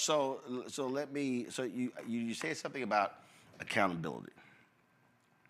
And when Wes talked about traveling and, brothers were saying what they wanted. Okay, now to those brothers, what you gonna do now? Maybe that was my point. Forgive me. See, to those brothers. Because see, when I traveled and when I specifically asked brothers, they couldn't tell me. There you go. They were talking about, well, I want to be heard. I was like, oh, okay. I'm listening. What? We're here. Yeah. What do you? I was like, I know the campaign's watching. What do? They couldn't. And so now, again, and I threw it out there, I can't wait. I really can't now wait. All the ADOS and the FBA folks who talk shit about Democrats and the Vice President and Biden, okay, now what y'all gonna do? Please, all y'all folk who said, well, if they stand up for reparations, I'm voting. Okay, show me where Trump and the Republican Senate and the possible Republican House, where they stand on that. Now what you gonna do? See, this is where it's put up a shut up time. So it's a lot of people who've been running their mouths, saying all sorts of stuff, what they gonna do, what they want. You need to have this, you need to have that. Okay, now what you gonna do? That's why when I said I'm gonna sit back and look at some folks, because we're always the ones who are organizing, moving, all right, let's go stand with you. No, this is right now, Joy, I'm gonna need some other people to get off their ass and lead the march. I'm gonna need some other people to sit here and say, we about to oppose this thing because we've been carrying a whole bunch of other people. and they showed their ass on election day, and it's like, okay, now what y'all gonna do? I mean, I've had more folk, I've been seeing a bunch of people say, look, don't y'all start blaming Latinos for what happened. Shit, our numbers didn't look like theirs. No. Right. This man insulted Puerto Ricans, left it, and they still voted for him? But not every Latino identifies with the plight of Puerto Rico. No, I understand that. But what I'm saying is, he insulted Puerto Ricans. He made it clear he's going to do mass deportation.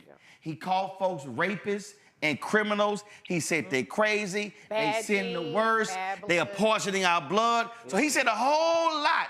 And all these people kind of like, he ain't talking about me. That ain't me. He ain't talking about me. To their perspective, they're not talking about them. Yeah. Because, you know, whether it's people who have identified that they've been here for, you know, 2 generations, they're talking about them. My hairdresser, who is Afro-Latino, would be talking to me. But the last time I went to her, which has been some time now, but last time I went to her, and she was like, oh, they're all coming over here. And I'm like, girl, are you really sitting here and talking about other people coming over here and taking, you're like, are you doing this right now? Okay, I can't see you no more, right? So like that again, people believing that it's not them, they're not talking about them.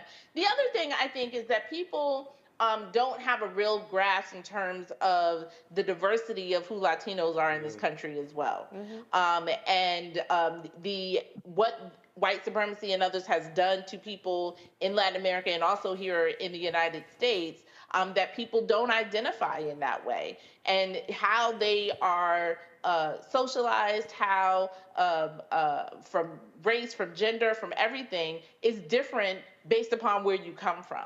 And I think people do that wholesale Latino thing, but Latinos don't themselves.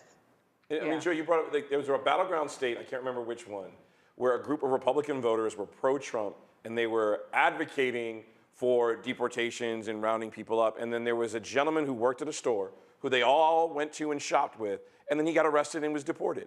And they couldn't imagine, well, he was one of ours. He was one of our immigrants that we loved. And then they didn't realize what the policy would. So to your point, Roland, I'm just gonna sit back. Y'all wanted this. This is what you voted for. I'm gonna advocate for our communities. We're gonna hold them accountable for what we want. But this is your administration. This is what y'all wanted. Enjoy it. I said we are waiting to see for a lot of these House races to be decided. So that's one of the things that we're looking at. Of course, Republicans had 220 seats in the last Congress. Democrats had 212, and so some went one way, some went the other way. We also talked about some of the critical elections. You look at some of the state elections. There were some Supreme Court pickups that also took place. Democrats now control the Supreme Court in Michigan. We saw what the Republicans did with redistricting commission in Ohio, how they purposely screwed that language up. That's one of the reasons why it went down. Hopefully the people there will try to get it back on the ballot. You know, I think what people need to understand, and this be our final point here, and Joe, I'll start with you. What they need to understand is last night happened because the election, the populists went this way. Yep, that's exactly right. Facts are facts. When the populist goes this way, Republicans win. When it contracts, when it expands, then Democrats likely win. I'm saying Republicans and Democrats because I'm also looking at agenda policies that speak to our interest. And so, you've got state elections coming up. You got midterms coming up in 2026. Jamie Harrison, according to Reuters, has made it clear he's not running for DNC chair. So the question now comes in, who then will be DNC chair? Joy, I'll throw it out to you.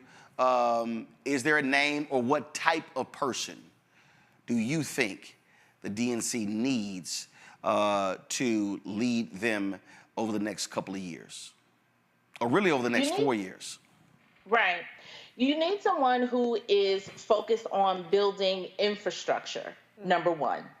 And that is building infrastructure in the states and really digging down deep into the numbers and the state entities that we have and what they need. Some need additional funding. Some are not only fighting back against their own selves within a party structure, but then also we're fighting against Republicans. So everybody is going to need something different.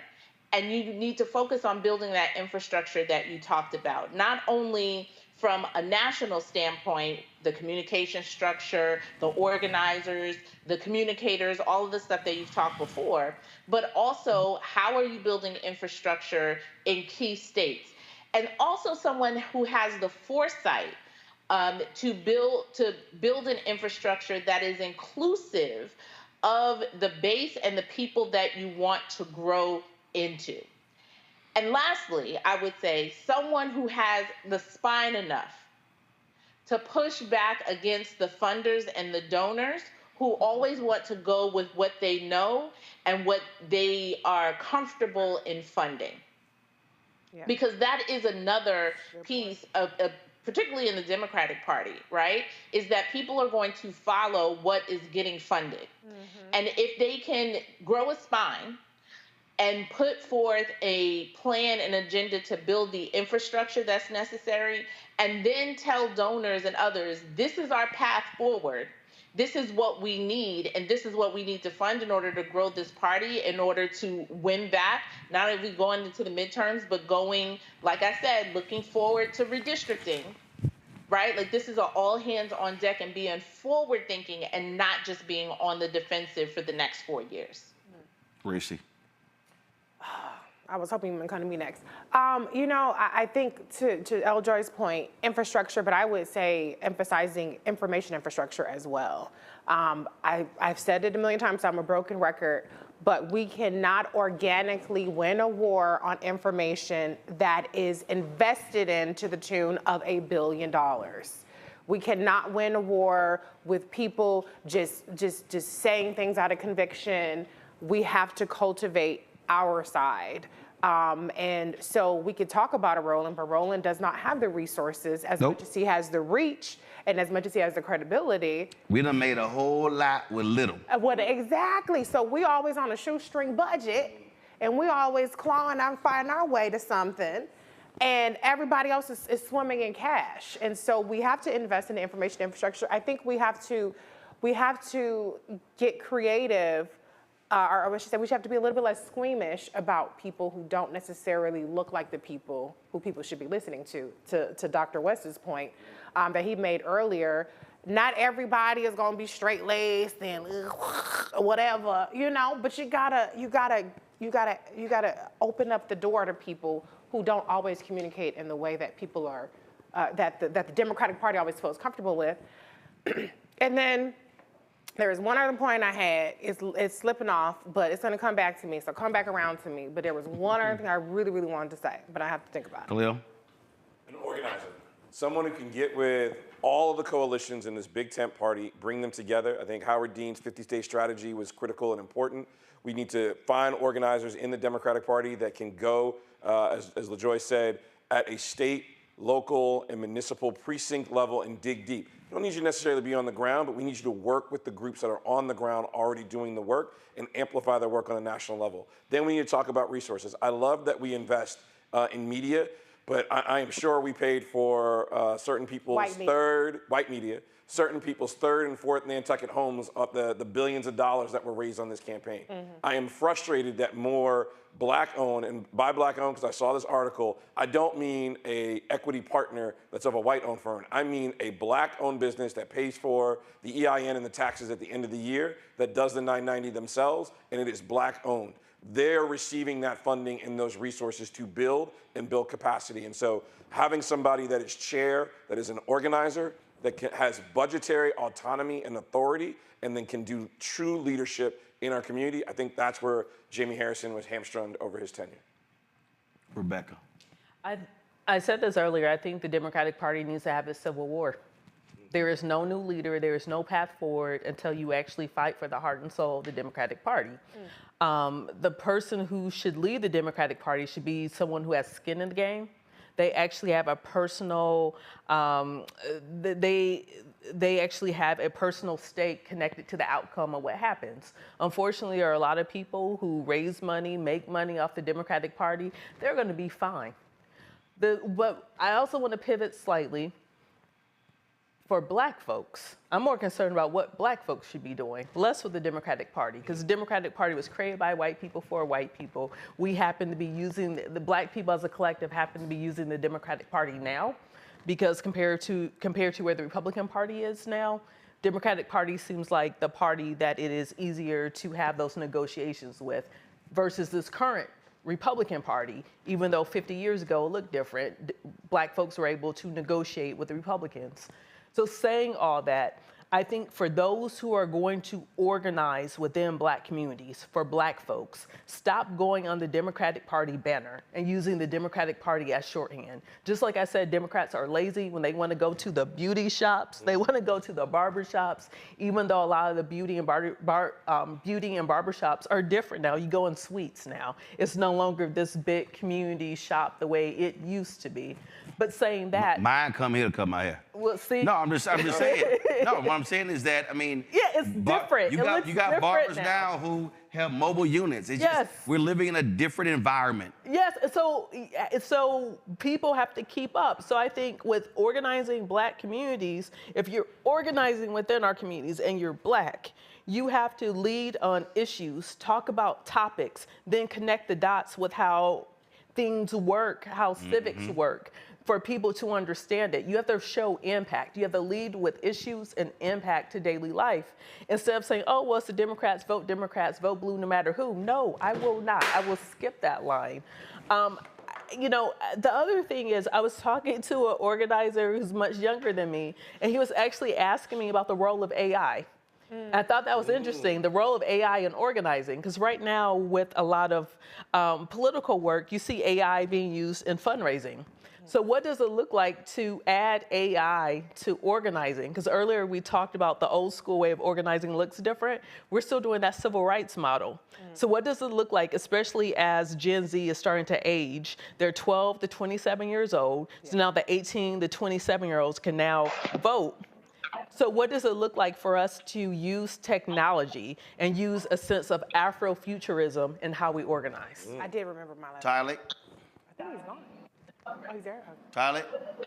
Yeah, definitely. I would echo the same sentiments that was said before. I would say on the progressive ideas that the party has, we have to stand the line on where we put our values at, and not being afraid to be progressive thought leaders and sticking to the point. As we clearly see the other side sticks to their point, we must do the same. As you said, holding the funders accountable, of not being afraid to tether the line, but being unapologetic about our progressive values and our voter bloc. We understand that young voters, Gen Z and millennial voters are the new voter bloc, and the mindsets of how we feel about different issues and progressive issues is much different than other generations. And so we can't be afraid to say what we stand for, to make folks feel comfortable.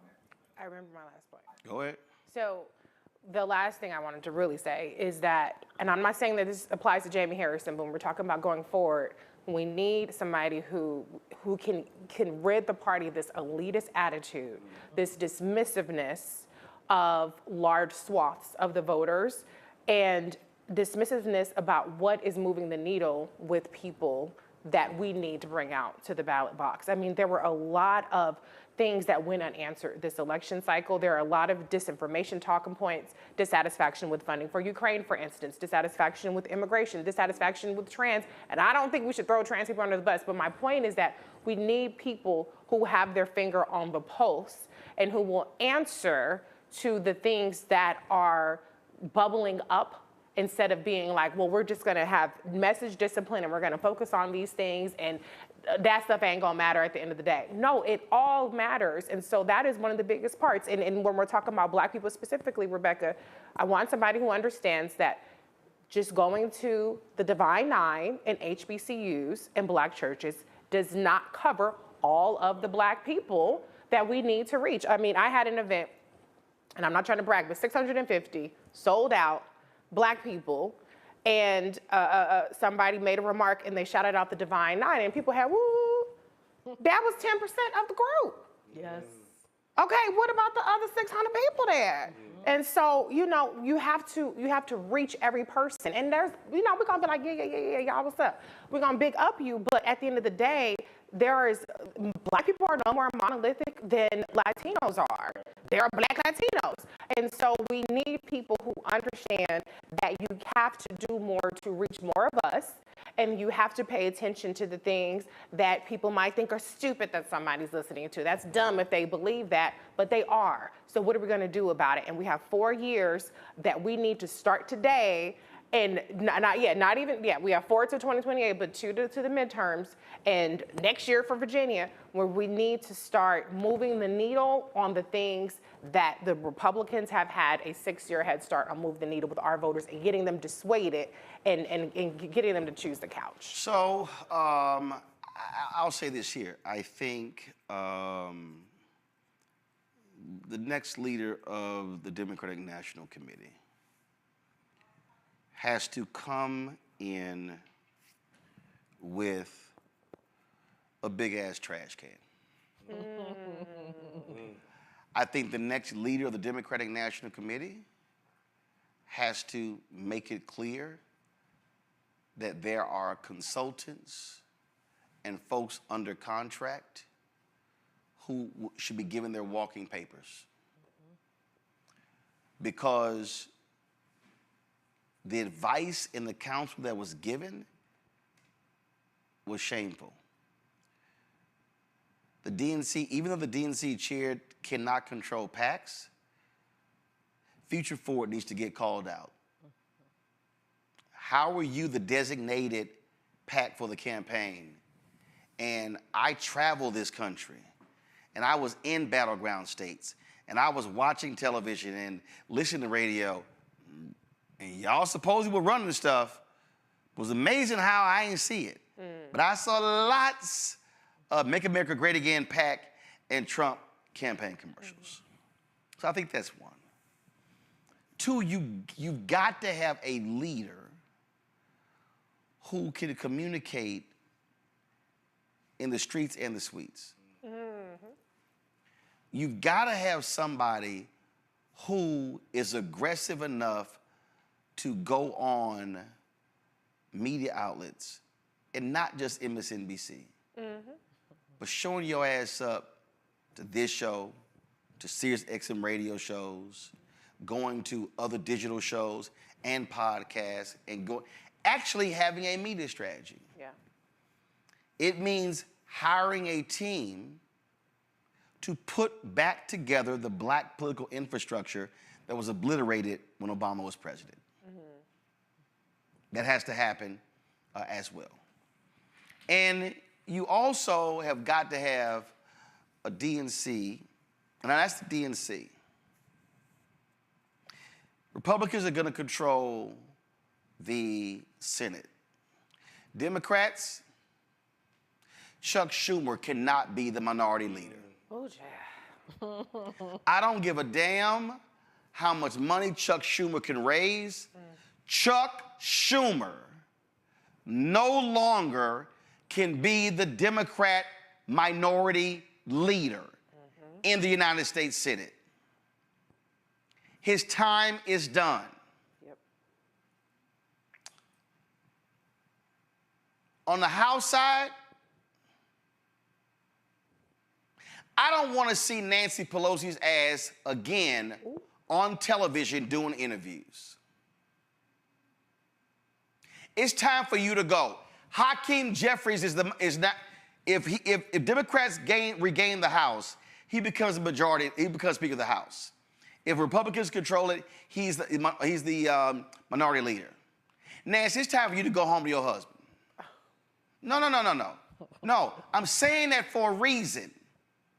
Because you have to understand, you cannot continue to have 75, 78, 79, 80, 81, 82-year-old people laying out your strategy when you're trying to reach demos, and when Nancy goes and she don't do black media, because she damn sure didn't do black media when I asked was speaker. But she'll hop on MSNBC show, and thank goodness we ain't gonna see her on Andrea Mitchell, because Andrea Mitchell tired ass done with her show. I'm saying this because you cannot put new wine in old wineskins. You cannot have these folks who are still trying to use a playbook that's 20, 25 years old when literally what is facing us is totally different. That's true. It simply cannot happen. And this is also the moment where the Congressional Black Caucus has to truly wield its power and put some of your fellow Democrats' asses in line. You are the largest caucus in the Democratic Party. You should be setting the agenda. You should be leading the fight. And then we start talking about all of these different groups, CBC PAC, and all these other PACs and groups.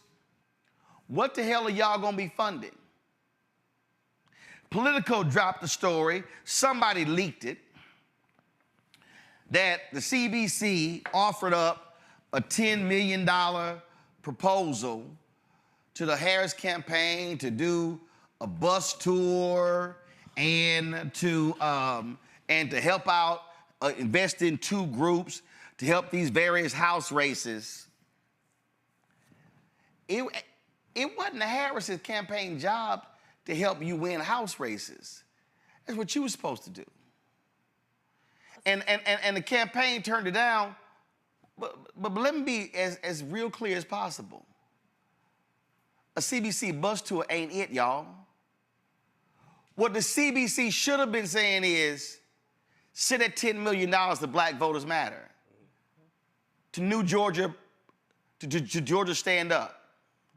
Send to the actual groups that are on the ground. Because the data don't lie. Y'all, numbers ran.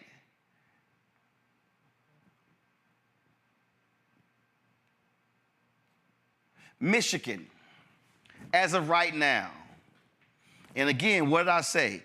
Detroit, 47% turnout. Oh, my God. She lost Michigan by 81,750 votes. Pennsylvania, I told y'all, 10% drop off in Philadelphia. Some say that comes out to be about 250,000 votes. She lost Pennsylvania by 130,487 votes. Wisconsin, what did I tell y'all what happened in 2022? 50,000 fewer people voted in Milwaukee than they did in 2020. If those 50,000 people in Milwaukee vote in 2022, Mandela Barnes is United States Senator because Mandela Barnes lost Wisconsin by 26,000 votes. Right now, Kamala Harris is losing Wisconsin by 29,634 votes. That's UW. Nevada, down 63,114. So if you look at Michigan, Wisconsin, and Pennsylvania, folks, we're talking 3 states, 250,000 votes. There's 250,000 votes. That's the difference between being president and going back to California. 15 million people sat out. The next chair of the DNC needs to put the map on the wall and needs to say, city by city, what the turnout was. And then they should go, first of all, state by state, then go county by county, city by city, and then specifically for us, go, I need to see the precincts in Milwaukee. I need to see the precincts in Philadelphia. I need to see the precincts in Charlotte. Oh, but speaking of North Carolina, damn it, can y'all please stop going to Western North Carolina? Do y'all understand that since 2020, the VP made about 18 trips to North Carolina? Yeah. 1 to Eastern North Carolina. That was a county, I think it's Anson County, North Carolina, that's 40% black. Trump won that county. How? Y'all, this is math. Yeah. So if I'm going through the data, I'm in search of votes. And now I'm saying the data is showing who did not show up. And now I'm creating conversations and coffees and dialogues and whatever kind of sessions in those places because I'm preparing for 2026. I can tell you what Speaker Don Scott in Virginia is already doing. I can guarantee you, Don ain't waiting until the fall for the elections in Virginia. I guarantee you, there are going to be conversations happening in January, in February, in March, in April, in the critical House districts about what they've accomplished in Virginia since Democrats took control of the House. They're not going to wait till the end of the year. Lastly, and I love somebody sitting and talking about Roland trying to figure it out. I ain't trying to figure it out. Hell, I've been trying to tell y'all this shit for the last year. This ain't nothing new. Yeah. I'm just telling you what the next leader has to do. And the last point of the next Democratic leader, you're going to have to be willing to actually challenge some of your own people with their white paternalism and maternalism. The next leader of the Democratic Party is going to have to challenge white Democratic donors who would rather hand the money to white operatives instead of black people. Yeah, that's real. And so, we know what's going to happen with Trump. Oh, by the way, there were 2 or 3 people reached out. They wanted Brother Speaker MLK Day. That was inauguration. Obviously, I will not be in this son of a bitch on January 20th. Right. So, Or January 6th. what black people need to be doing is go through the grieving period, take your time, be pissed off, but come Monday, and I give you till Monday. Come Monday, it's time to go to work. Because that evil son of a bitch will be doing evil stuff. Yeah. And we better be prepared to swing back and take their ass out in 2026. I'm gonna be pulling the data to see which Senate races are happening. Because they probably gonna have so Slotnick won in Michigan. Oh, good. I saw one piece. Well, she pulled it off? Yeah, she pulled it off. Rosen may lose in Nevada, depending upon because they're still accounting ballots. Casey's lost in Pennsylvania. Sherrod Brown's lost in Ohio. And so. What about Tester? He lost. Tester lost. So they may. Yeah, so they may have a 55-45 margin in the United States Senate. Okay. 26 is tough too. That's a tough map too. So 26. Georgia? Yeah. Oh, I'm glad you mentioned Georgia. So let me just go ahead and say this. I spent 5 weeks on the ground helping Warnock and Ossoff get elected. Ossoff has not come on this show one time. And I have personally said to him 3 different times that they're not coming on. And I said also, you got my number, right? He does. Now, I told his staff in 21 and 22 and 23 and 24, Your ass gonna be running for re-election in 26. And let me remind Ossoff's staff, Warnock ain't on the ballot this time. You're gonna have to wait. You barely won last time. So let me just be real clear to these white Democratic senators and House members. Y'all gonna need black folks. Ossoff, you gonna need black votes. I would advise you and your staff to come talk to black people and don't come holler in 2026. Because we've been trying, and you know it. Because not only has my producer been emailing your staff, I personally spoke to you 3 separate times. I ain't got a problem putting it out there publicly. Just saying. Folks, and let me say this here, and for the person who's named Tone Blue, he's thirsty for guests. Your mama disagrees. All right, y'all. That's it for us on today's show. Support the work that we do. Join our Bring the Funk fan club. Send your check and money order, P.O. Box 57196, Washington, D.C., 20037-0196. PayPal is R Martin Unfiltered. Venmo is RM Unfiltered. Zelle, Roland at RolandSMartin.com, Roland at RolandMartinUnfiltered.com. Download the Black Star Network app, Apple phone, Android phone, Apple TV, Android TV, Roku, Amazon Fire TV, Xbox One, Samsung Smart TV, and be sure to get my book, White Fear, How the Browning of America is Making White Folks Lose Their Minds. If y'all want to understand what happened last night, read the book, because I called it out and laid it out 2 years ago that this was going to actually be happening. Folks, that's it. I'll see y'all tomorrow right here on the Black Star Network. Holla! Folks, Black Star Network is here. Hold no punches. I'm real revolutionary right now. Black power. Support this man, Black media. He makes sure that our stories are told. Thank you for being the voice of Black America, Roland. Stay black. I love y'all. All momentum we have now, we have to keep this going. The video looks phenomenal. See, this difference between Black Star Network and black-owned media and something like CNN. You can't be black-owned media and be scared. It's time to be smart. Bring your eyeballs home. You dig?